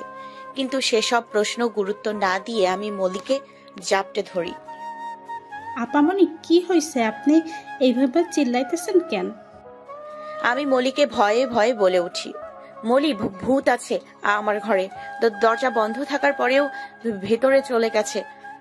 আমার কথা শুনে মলি ঠক ঠক করে কাঁপাকাঁপি শুরু করে দিছে। আপামনি, হাসা কইতেছেন? আপনি ভূত আছেন? মানে মাসখানিক আগে আমাদেরও দেখা দিছে সাদা একখান ভূত। মলির কথা শুনে আমার এবার বেশি ভয় করছে। আমাদের কথার মাঝেই হামিম রূপী সেই ভূত নিচে নেমে আসে, একদম আমার সামনে দাঁড়ায়, বুকে হাত গুজে। ওনাকে আমার এত সামনে দেখে আমি উল্টো দৌড় দেই, কিন্তু বেশি দূর যেতে পারিনি। তার আগেই উনি আমাকে কোলে তুলে নেয়। হঠাৎ এরকম হওয়াতে আমি আরো বেশি ভয় পেয়ে যাই। মলি, বাঁচাও আমাকে, ভূত! আমার কথা শুনে মলিও জোরে ভূত বলে মাটিতে লুটিয়ে পড়ে। আমি চোখ বড় বড় করে একবার মলির দিকে তাকাই, তো একবার হামিম রূপী ভূতটার দিকে তাকাই। উনি একটা দীর্ঘশ্বাস ফেলে আমাকে কোল থেকে নামায়। আমি দৌড় দিতে গেলে আমার হাত ধরে রাখে। আমি হাত মুচড়ামুচড়ি করছি ছাড়বার জন্য, কিন্তু একটা ভূতের কাছে আমার শক্তি নগণ্য। উনি পকেট থেকে ফোনটা হাতে নিয়ে কাউকে ফোন লাগায়। সেটা দেখে আমি আরো বেশি অবাক হয়ে যাই। ভূত কি ফোনও চালায়? ডিজিটাল বাংলাদেশে কি ডিজিটাল ভূতেরও উৎপত্তি হলো নাকি? আমি এসব ভাবছি, আর উনি এর মাঝেই ফোনটা রেখে আমাকে আবারও কোলে তুলে নেয়। আমি কোল থেকে নামার জন্য ধস্তাধস্তি করে চলেছি, কিন্তু নামতে পারছি না। উনি ঘরে এসে আমাকে খাটে বসিয়ে দরজা বন্ধ করে দেয়।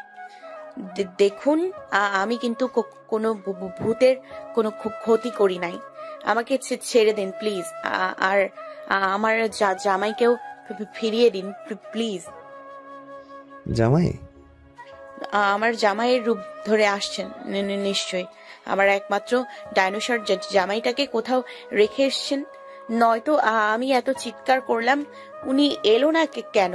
প্লিজ আমার জামাইকে ফিরাইয়া দিন। চুপ, একদম চুপ, স্টুপিড কোথাকার।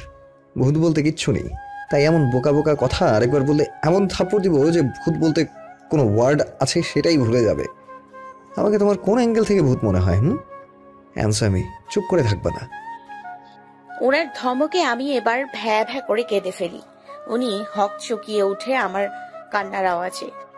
শাহরু, কেঁদো না, আর ধমক দিব না, তুমি শান্ত হও, কেঁদো না। শাহরু শব্দটা শুনে মনের ভেতর কেমন যেন একটা ভালো লাগা কাজ করলো। আমি কান্না ভুলে ওনার দিকে ফেলিয়ে তাকিয়ে আছি, আর উনি আমার চোখের পানি মুছে দেয়। তুমি এমন বোকা বোকা কথা বলেছিলে, তার জন্যই তো এইভাবে ধমক দিতে হলো আমার, আর তোমাকে কাঁদতে হলো। আমি কোনো জিন কিংবা ভূত নই, আমি হামিম, তোমার একমাত্র স্বামী। আর রুমে আসার জন্য কি ভূত হতে হয় নাকি? বারান্দার এক্সট্রা চাবি আছে, কি করতে? আল্লাহ বলুন। উনি মুচকি হেসে বলে ওঠে, আল্লাহ। হাতটা দিন আপনার। হাত দিয়ে কি করবা? দিন তো। তারপর উনি হাত দিলে আমি ওনার নখের চাপ দিয়ে ধরি। উনি ব্যথায় আউচ করে ওঠে, আর আমি বিশ্ব জয় করা হাসিতে মেতে উঠি। আমি এখন শিওর উনি কোনো জিন ভূত নয়, আমার একমাত্র স্বামী উনি। ব্যথা দিলা কেন? ব্যথা পেলেন বলেই তো শিওর হলাম আপনি কোনো জিন কিংবা ভূত নন। মানে হলো, ছোট থাকতে মামার বাসায় গেলে নানু বলতো ভূত জিন ধরলে নাকি হাতের নখে চাপ দিলে ব্যথা পায় না, তাই সেই টেকনিকটাই এখন ব্যবহার করলাম। উনি আমার মাথায় একটা ছোঁয়া মেরে বলে ওঠে, পাবনার পলাতক পাগল একটা। আমি ওনার কথায় তেলে বেগুনে জ্বলে উঠি। এই, আপনি কাকে পাবনার পাগল বলছেন? হ্যাঁ, ঘুষি দিয়ে না একদম নাক বোচা করে ফেলবো। তুমি পাবনার পাগল? আর দাও একটা ঘুষি, দেখি তোমার কত শক্তি। ওনার কথা শুনে দমে যাই, কারণ যতই হোক কেউ তাকে মারতে বললে মারা যায় না। তাই আমি চুপ করে বসে আছি, কিন্তু হঠাৎ করেই মনে পড়ে যায় উনি তো আমার উপরে ছিল তখন, কিন্তু কেন তখন ওভাবে শুয়েছিল? এই মিয়া, আপনি তখন আমার উপরে শুয়েছিলেন কেন? কোন কুমতলবে তখন এমন করছেন? দেখছিলাম তোমার কয়টা দাঁত পোকায় খেয়েছে। এই, তুমি না একজন ডাক্তার, ডাক্তার হয়ে নিজের দাঁতের এই হাল কেন? দেখুন, একদম দাঁত নিয়ে কথা বলবেন না। আমার দাঁত যথেষ্ট সুন্দর, ঠিক আছে? সেটা তো দেখতেই পাচ্ছি। দাঁত, আপনার সাথে কথা বলে কোনো ফায়দা নাই। যান এই ঘর থেকে, ঘুমাবো আমি। আপনার সাথে কথা বললেই কথা বাড়বে, আর রাত পার হয়ে সকাল হয়ে যাবে। আমি এই ঘর থেকে কোথাও যাচ্ছি না। আমি আজ থেকে তোমার সাথে একই রুমে থাকবো। খেলবো না থুকু, থাকবো না আমি আপনার সাথে। বের হন এই ঘর থেকে। উনি আমার কথায় পাত্তা না দিয়ে আমাকে এক হাতে জড়িয়ে ধরে কিছুটা ধাক্কা দিয়ে বেডে ফেলে দেয়, আর উনি আমার পাশে শুয়ে পেছন থেকে এক হাতে আমার গলা, আরেক হাত পেটে রেখে শুয়ে পড়ে। ওনার ছোঁয়ায় কেঁপে উঠি আমি, আর উনি মুচকি হেসে আমার কপালে একটা চুমু দিয়ে চোখ বন্ধ করে শুয়ে পড়ে। আমি ওনার আলতো ছোঁয়ায় একদম ফ্রিজ হয়ে যাই। কি হলো এটা? কি করলো এটা? সকালে কারো চিৎকারে ঘুম ভাঙে আমার। আমি চোখ খুলে তাকিয়ে অবাক হয়ে যাই, কারণ গতকাল উনি আমাকে যে বাড়িতে নিয়ে গিয়েছিল সেটা সে বাড়ি নয়, এটা আগের সেই বাড়িটা। বুঝলাম না কিছু। রাতে ওই বাড়ি আর সকালে এই বাড়ি। উনি এমন কেন করছেন? এসব ভাবনার মাঝে আবার নিচ থেকে চিৎকারের আওয়াজ ভেসে আসে। আমি হুড়মুড়িয়ে দৌড়ে নিচের ড্রয়িং রুমে চলে আসি, আর এসে দেখি নীলা আপু এসছে, আর হামিম নীলা আপুর সাথে রেগে কথা বলছে। বুঝি না বাবা, উনি আপুর সাথে এমন আচরণ কেন করে? নীলা আপু আমাকে দেখে আমার সামনে এসে গালে হাত দিয়ে বলে, কেমন আছো আদিয়া? আমি কিছু বলবো তার আগেই হামিম আমাকে চিৎকার করে বলে ওঠে, এই, তুমি এখন এখানে দাঁড়িয়ে আছো কেন? সকালে ঘুম থেকে ওঠার পর কি তোমাকে এইভাবে দাঁড়িয়ে থাকতে বলেছি আমি? না মানে আপু। চুপ, কোনো কথা না। তাড়াতাড়ি এখন ফ্রেশ হয়ে বাগানে যাও, আর প্রতিটা গাছে পানি দিয়ে আসবে, নয়তো সকালের খাওয়া বন্ধ। আপুর সামনে ওনার এমন কথায় আমি একটু অপমানিত বোধ করলাম। আপুর সামনে এভাবে না বললেও পারতেন উনি। আর গাছে পানি দেওয়ার পরেও খাবো না আমি। একবেলা না খাওয়ার জন্য আর মরে যাব না। প্রমাণগুলো শুধু হাতে পাওয়ার অপেক্ষা করছি। তারপর আর ওনার এমন বাজে আচরণ সহ্য করতে হবে না। এসব ভেবে রাগে ফুঁসতে ফুঁসতে রুমে এসে ফ্রেশ হয়ে বাগানে চলে আসি। বাগানটা খুব বেশি বড় নয়, আবার খুব ছোটও নয়, কিন্তু বাগানটা বেশ গোছানো, আর নানা ধরনের গাছগাছালিও আছে। বেশ কিছুক্ষণ পর দেখি নীলা আপুর রাগে হনহনিয়ে গেট দিয়ে বের হচ্ছে। হামিম লোকটা বড্ড রহস্যময়, কেন যে নিজের আপুর সাথে এমন করছে বুঝতে পারছি না। এসব ভেবে একটা দীর্ঘশ্বাস ফেলে গাছগুলোতে পানি দিচ্ছিলাম, তখন পেছন থেকে কে যেন কোমরে চিমটি কাটে। আমি কোমরে হাত দিয়ে রেগে পেছনে তাকিয়ে দেখি হামিম। তার মানে উনিই চিমটি কেটেছে। রাগটা আবার মাথায় চড়ে বসলো। ওই মিয়া, আপনি চিমটি কাটলেন কেন? আর যখন তখন এমন খোঁচা মারেন কেন? উনি আমার রাগকে পাত্তা না দিয়ে উল্টো রেগে বলে ওঠে, কোমর দেখাতে বেশ ভালোই লাগে, তাই না? কোমর থেকে যদি আরেকদিন কাপড় সরেছে তো দেখো কি করি। আজ তো চিমটি কাটলাম, পরের বার ব্লেড চালাবো কোমরে। আমি ওনার কথা শুনে তাড়াতাড়ি কোমরের দিকে তাকাই, আর দেখি সত্যি সত্যি কোমর থেকে কাপড় সরে গেছে। আমি তাড়াতাড়ি হাত দিয়ে শাড়ি আঁকড়ে ধরলাম যাতে কোমর না দেখা যায়। ইস, লজ্জায় মরে যেতে ইচ্ছে করছে। ওনার সামনে কোমরের কাপড় সরিয়েছি। হয়েছে, এখন লজ্জা পেতে হবে না, গাছে পানি দাও। ওনার সামনে কোমরের কাপড় সরে গেছিল। কথাটা বলেই উনি আমার পেছনে দোলনায় বসে পড়লেন। আমি কোনো মতন শাড়িটা ঠিক করে গাছে পানি দেয়ায় মনোযোগ দিলাম, কিন্তু কেমন আনইজি ফিল হচ্ছে। উনি কিভাবে আমার দিকে তাকিয়ে আছে? এভাবে কেউ তাকিয়ে থাকলে কি কাজ করা যায় নাকি? এই, আপনি এখান থেকে যান। তখন থেকে চোখ দিয়ে গিলে খাচ্ছেন। উনি ভ্রু কুচকে তাকালেন আমার দিকে, যেন উনি বুঝতেই পারেননি কি বলেছি আমি। চোখ দিয়ে আবার গিলে খায় কিভাবে? মুখ দিয়ে খাওয়া যায় জানি, কিন্তু চোখ দিয়ে কিভাবে খায়? আল্লাহ দড়ি ফালাও, এই ডাইনোসরটাকে উঠাইয়া দেই। শালা বজ্জাত পচা কুমড়ো, ইচ্ছে করতেছে কিক মাইরা ওগান্ডা পাঠাইতে। চোখ দিয়ে গিলে খায় কেমনে জান না। ঢং কত! এখনো ছোট বাবু রয়েছে তিনি। রাগের মাথায় কথাগুলো ওনার সামনেই বলে ফেলি। কথাগুলো বলার পর ওনার দিকে তাকিয়ে দেখি উনি আমার ঠিক পেছনে পকেটে হাত দিয়ে দাঁড়িয়ে আছে। আর কিছু বলার আছে? আমি মাথা ঝাঁকিয়ে না বুঝিয়ে সাথে সাথে উল্টো ঘুরে দৌড় লাগাই, আর পেছনে তাকিয়ে দেখি উনিও আমার পেছন পেছন দৌড়চ্ছে। এটা দেখে ভয়ে আমার অন্তরাত্মা কেঁপে উঠল। আমি দৌড়ের স্পিড আরো বাড়িয়ে দেই, আর একটা সময় আমার পায়ে কিছু লাগলে আমি মাটিতে হঠাৎ করে বসে পড়ি। তাকিয়ে দেখি পায়ে কাটা ফুটেছে, কিন্তু রক্ত পড়ছে না। তারপরেও পায়ে খুব ব্যথা করছে। আমি কাঁটাটা টান দিয়ে উঠিয়ে ফেলি, সাথে সাথে রক্ত পড়া শুরু হয়, আর ব্যথায় চোখ দিয়ে এক ফোঁটা জল গড়িয়ে পড়ে। আমি চোখের পানিটা মুছে দেখি হামিম আমার সামনে দাঁড়িয়ে আছে। উনি আমার সামনে হাঁটু গিরে বসে পায়ে হাত দিতে গিয়েও কিছু একটা ভেবে থেমে যায়, আর কিছু না বলে আমাকে ওখানে রেখেই বাড়ির ভেতরে চলে আসে। ওনার এমন কাজে কেন যেন খুব খারাপ লাগছে। তারপরেও আমি এটা নিয়ে বেশি না ভেবে উঠে দাঁড়াই, আর স্বাভাবিকভাবেই হেঁটে চলেছি। পায়ে যে কাটা ফুটেছে তার বিন্দু মাত্র প্রভাব আমার উপরে পড়েনি এমন ভাব করে রুমে এসে একটা শাড়ি নিয়ে ওয়াশরুমে গিয়ে শাওয়ার নিয়ে রেডি হয়ে হসপিটালে যাওয়ার জন্য বেরিয়ে পড়ি। এতটা সময়ে ওনাকে কোথাও দেখতে পাইনি, এতে খারাপ লাগলেও পাত্তা দিলাম না। হসপিটালে পৌঁছানোর পরপরই একটা কল আসে, একটা পেশেন্ট দেখার জন্য তার বাড়িতে যেতে হবে। সে নাকি খুবই অসুস্থ, তাই হসপিটাল থেকে বেরিয়ে পড়ি রোগী দেখার জন্য। পেশেন্টের বাড়ির ঠিকানা অনুযায়ী একটা ফ্ল্যাটের সামনে আসি, আর কলিং বেল বাজাই। কিছুক্ষণের মধ্যে একটা মহিলা দরজা খুলে দিয়ে আমাকে ভেতরে নিয়ে যায়, কিন্তু সেখানে গিয়ে আমি খুব বেশি অবাক হয়ে যাই, কারণ হামিম রয়েছে এখানে। আমি ভ্রু কুচকে তাকালে উনিও ভ্রু কুচকায়। আমি পেছন ফিরে সেই মহিলাকে কিছু জিজ্ঞেস করব, কিন্তু দেখি সেই মহিলা নেই, আর ঘরের দরজাটাও বন্ধ। এসব কি হচ্ছে বুঝতে পারছি না আমি। আপনি এখানে কেন, আর পেশেন্ট কোথায়? আমারও একই প্রশ্ন, তুমি এখানে কেন, আর কোন পেশেন্টের কথা বলছো?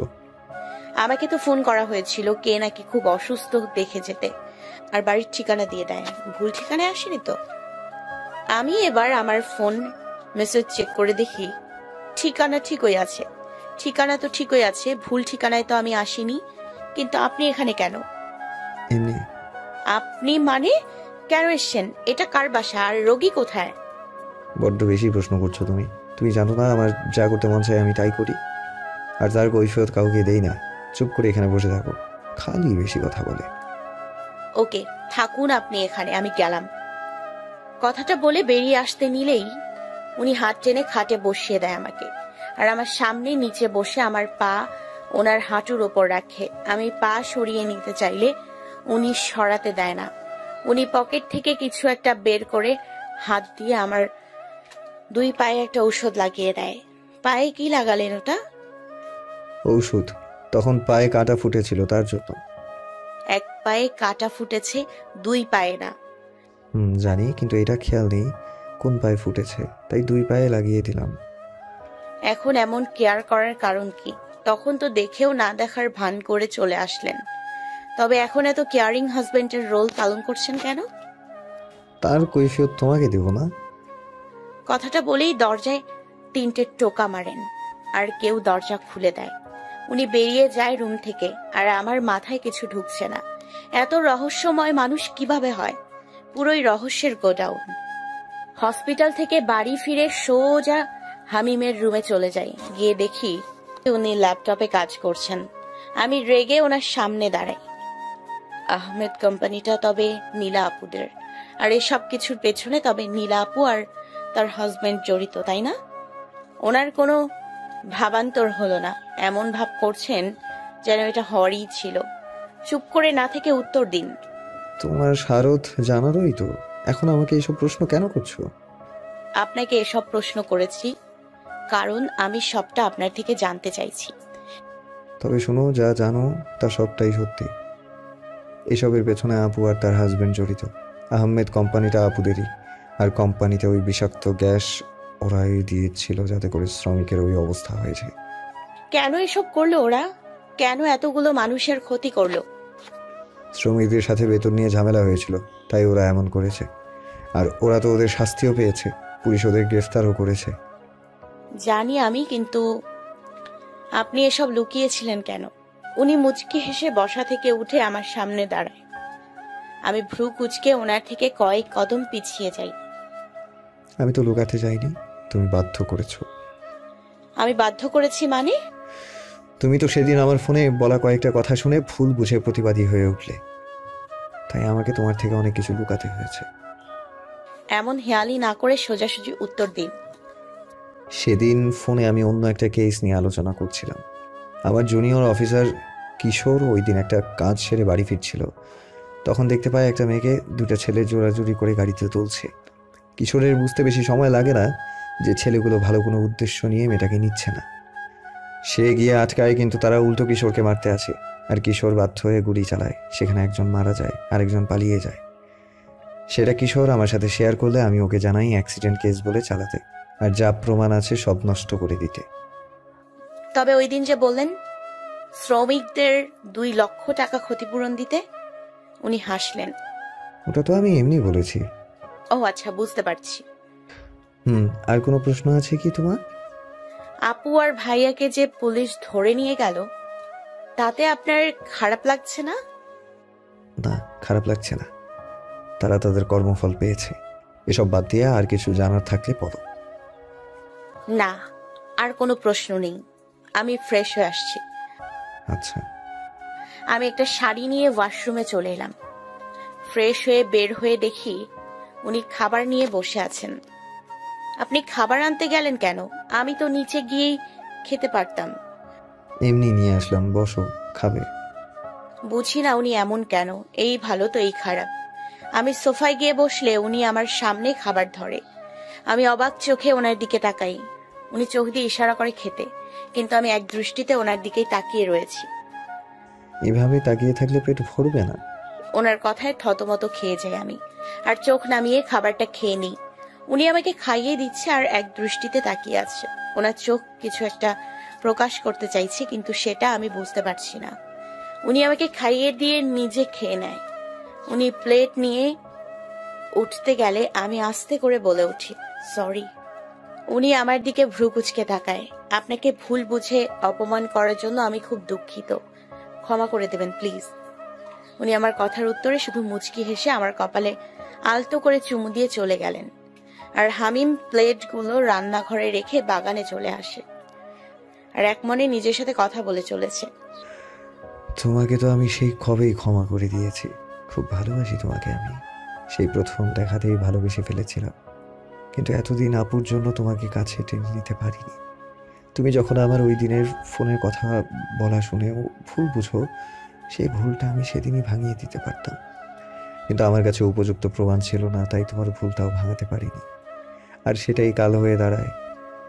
আপু যখন জানতে পারে তুমি ওদের বিরুদ্ধে প্রমাণ কালেক্ট করতে চাও, তখন থেকে তোমার ক্ষতি করার চেষ্টা করে চলেছে। তাই তোমাকে প্রমাণ দেওয়ার নাম করে আমার কাছে নিয়ে আসি। এখানে আপু তোমার ক্ষতি করতে পারবে না। তারপরও আপু আর দুলাভাই এখানে এসেছিল, কিন্তু আমি তোমাকে ওদের থেকে দূরে রেখেছি। হয়তো খুব খারাপ আচরণ করেছি, কিন্তু তার পিছনেও কারণ আছে। আমি যদি তোমার সাথে ভালো আচরণ করতাম ওদের সামনে, তবে আপু তোমাকে আমার দুর্বলতা বানিয়ে আমাকে থামিয়ে দিত আমার দায়িত্ব থেকে।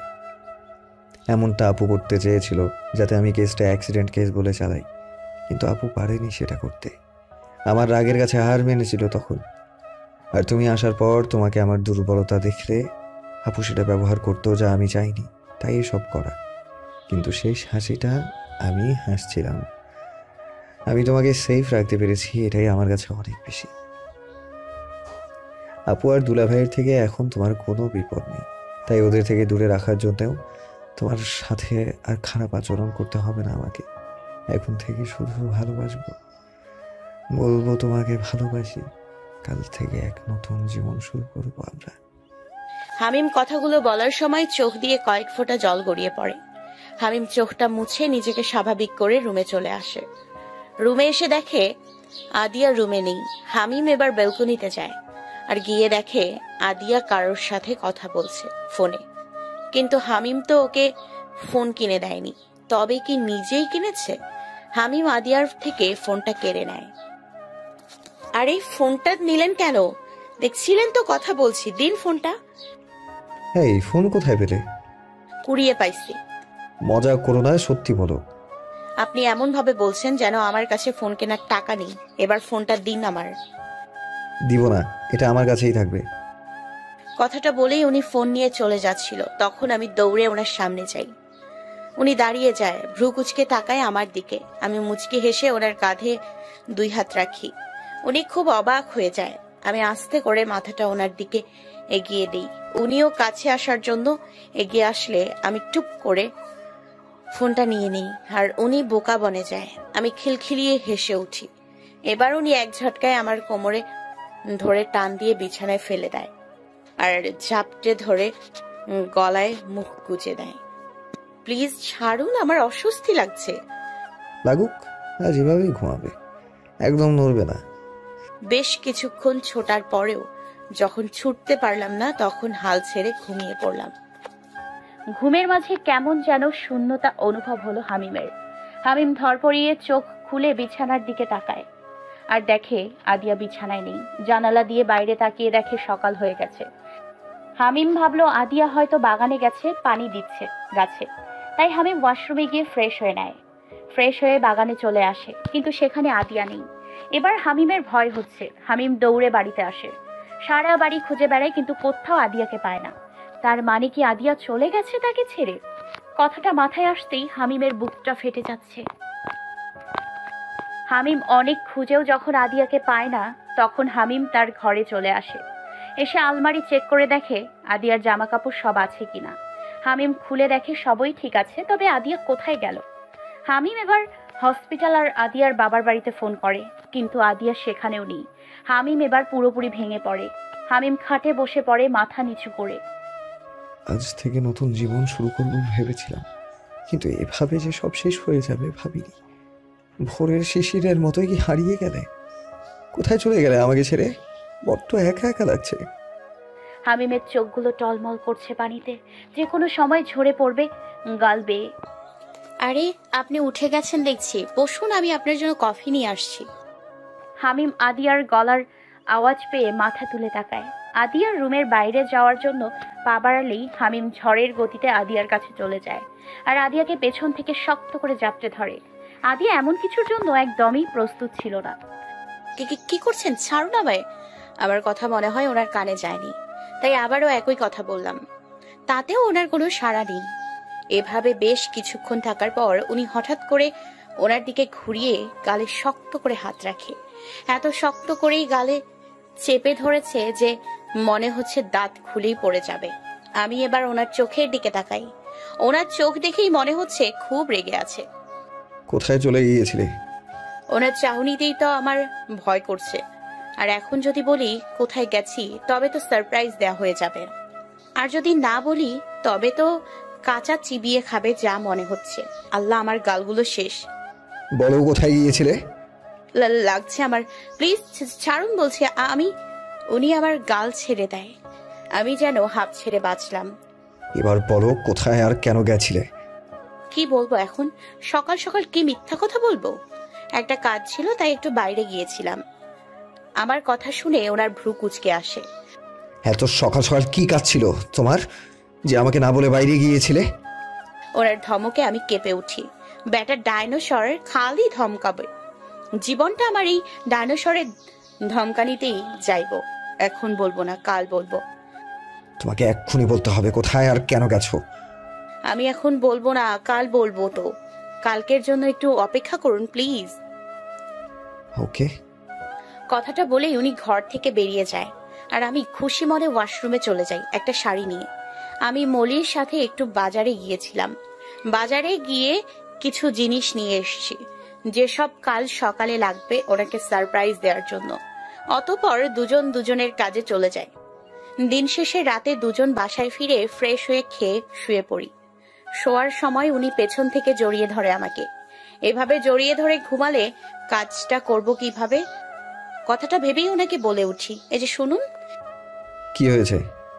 এভাবে জড়িয়ে ধরে ঘুমালে আমি রাতে নড়তে পারি না, তাই প্লিজ একটু হাতটা সরান। এত নড়াচড়া করতে হবে না, আজ আর তোমাকে ছাড়ছি না। আজ সকালে যে খেলা দেখিয়েছো তারপর তো আরো আগে ছাড়বো না। চুপচাপ ঘুমাও, নয়তো মায়ের খাবে। তারপর আর কি, ওভাবে ধরেই উনি ঘুমিয়ে পড়ে। কিন্তু আমার ঘুমালে চলবে না, তাই ওনার ঘুমানোর পর খুব সহজে ওনার থেকে নিজেকে ছাড়িয়ে উঠে যাই। ভাগ্য ভালো ঘুমের ঔষধ খাইয়েছিলাম, নয়তো এখন উঠতেই পারতাম না। এবার তাড়াতাড়ি গিয়ে কাজটা সারতে হবে। কথাটা বলেই রুম থেকে বেরিয়ে আসলাম আমি। ভোর 5টা বাজে। আদিয়া হামিমকে সেই কখন থেকে ডেকে চলেছে, কিন্তু হামিমের কোনো সাড়া শব্দই নেই। থাকবে কিভাবে, বেচারা গত রাতে ঘুমের ঔষধ খাইয়ে ঘুম পাড়াইছে, তো এত সকালে কি উঠতে পারবে নাকি। এবার আদিয়া এক গ্লাস পানি হামিমের মুখে ঢেলে দেয় আর হামিম ঘুম থেকে লাফিয়ে ওঠে। কি হয়েছে? শরীর খারাপ লাগছে তোমার? আমি মাথা ঝাঁকিয়ে না বোঝাই। তবে কি হয়েছে? এভাবে পানি ঢাললে কেন ভোরবেলা? আমি ওনার হাতে একটা প্যাকেট ধরিয়ে দিয়ে বললাম, ফ্রেশ হয়ে এগুলো পরে বাগানে আসুন। কেন? যেটা বলেছি আপাতত সেটাই করুন, গেলে সবটা জানতে পারবেন। উঠুন তাড়াতাড়ি আর তৈরি হন জলদি। উনি আমার কথা মতো ওয়াশরুমে চলে যায় আর আমি অন্য একটা রুমে গিয়ে শাড়ি পরে বাগানে চলে যাই। বেশ অনেকক্ষণ পরে হামিম সাদা রঙের একটা পাঞ্জাবি আর পাজামা পরে বাগানে চলে আসে। বাগানে পা রাখার সাথে সাথে হামিম আশেপাশে তাকে অবাক হয়ে যায়। বাগানটা খুব সুন্দর করে সাজানো। বাগানের ঠিক মাঝামাঝি একটা উঁচু জায়গায় আদিয়া সুন্দর একটা শাড়ি পরে দাঁড়িয়ে আছে। হামিম মুচকি হেসে সামনে এগোয় আর আদিয়া হামিমকে দেখে ছোটখাটো একটা ক্রাশ খায়। আদিয়ার সামনে হামিম দাঁড়ালে আদিয়া হাত বাড়িয়ে হামিমকে উপরে তুলে নেয়। হামিমকে উপরে ওঠানোর পরপরই আদিয়া হামিমের হাতটা ধরে হাঁটু গেড়ে বসে পড়ে। হামিম অবাক চোখে আদিয়াকে দেখছে। আপনার বাবুর আম্মু হতে চাই, দেবেন কি আমাকে সে অধিকার? আদিয়ার কথা শুনে হামিম যেন বিশ্বাসই করতে পারছে না। হামিম অবাক দৃষ্টিতে তাকিয়ে রয়েছে আদিয়ার দিকে। আদিয়া আবারও বলে ওঠে, ভালোবাসি আপনাকে। হামিম এবার কোনো কিছু না বলে আদিয়ার সামনে হাঁটু গেড়ে বসে আদিয়াকে শক্ত করে জড়িয়ে ধরে। আদিয়া তার উত্তর পেয়ে গেছে। আদিয়াও হামিমকে জড়িয়ে ধরে। আদিয়া জড়িয়ে ধরলে হামিম আদিয়ার গালে হাত দিয়ে সারা মুখে ভালোবাসার পরশ এঁকে দেয়। আদিয়া চোখ বন্ধ করে হামিমের প্রতিটা স্পর্শ উপভোগ করছে। আমিও খুব খুব খুব বেশি ভালোবাসি তোমাকে। প্লিজ আমাকে কখনো একা করে দিও না, তাহলে আমি নিঃস্ব হয়ে যাব। তোমাকে ছাড়া আমার চলবে না। জানি আমি। পরশু রাতে আপনি বাগানে এসে যা বলেছেন সবটাই শুনেছি আমি। হামিম আদিয়ার দিকে অবাক হয়ে তাকালে আদিয়া বলে ওঠে, হ্যাঁ আমি সবটা শুনেছি, আর তাই আজ আপনাকে আমার মনের কথা বলার সাহস পেয়েছি। আমিও আপনাকে ভালোবেসে ফেলেছি। আমাদের বিয়ে হওয়ার পরেই ভালোবেসে ফেলেছি আপনাকে, কিন্তু ভয়ে বলতে পারিনি কখনো। আর কাল আপনার কথা শুনে আমি সাহস পেয়েই আজ মনের কথা বলে ফেললাম। উনি আবারও আমাকে শক্ত করে জড়িয়ে ধরে। এভাবে কিছুক্ষণ থাকার পর হামিম আমাকে ছেড়ে কোলে তুলে নেয়। আমি ওনার গলা জড়িয়ে ধরি। উনি আমাকে দোলনায় বসিয়ে আমার কোলে মাথা রেখে শুয়ে পড়ে। চুলে একটু হাত বুলিয়ে দাও না। আমি মুচকি হেসে ওনার চুলে হাত বুলিয়ে দিচ্ছি আর উনি এক দৃষ্টিতে আমার দিকে তাকিয়ে আছে। আজকের এই ভোর আমার জীবনের বেস্ট একটা মুহূর্ত, কখনো ভুলবো না আজকের কথা আমি। সময়টা যদি এখানেই থেমে যেত কতই না ভালো হতো। আমি ওনার কথায় শুধু মুচকি হাসছি। উনি এবার বেশ আবেগ মিশ্রিত গলায় বলে ওঠে, সারা জীবন ভালোবেসে আমার হয়ে থেকো, আমিও ভালোবেসে তোমায় আমার করে রাখবো। আমি ওনার কথায় মুচকি হেসে ওনার কপালে একটা ভালোবাসার পরশ এঁকে দেই। হামিম তার উত্তর পেয়ে গেছে। এভাবেই ভালো থাকুক প্রতিটা ভালোবাসার মানুষ।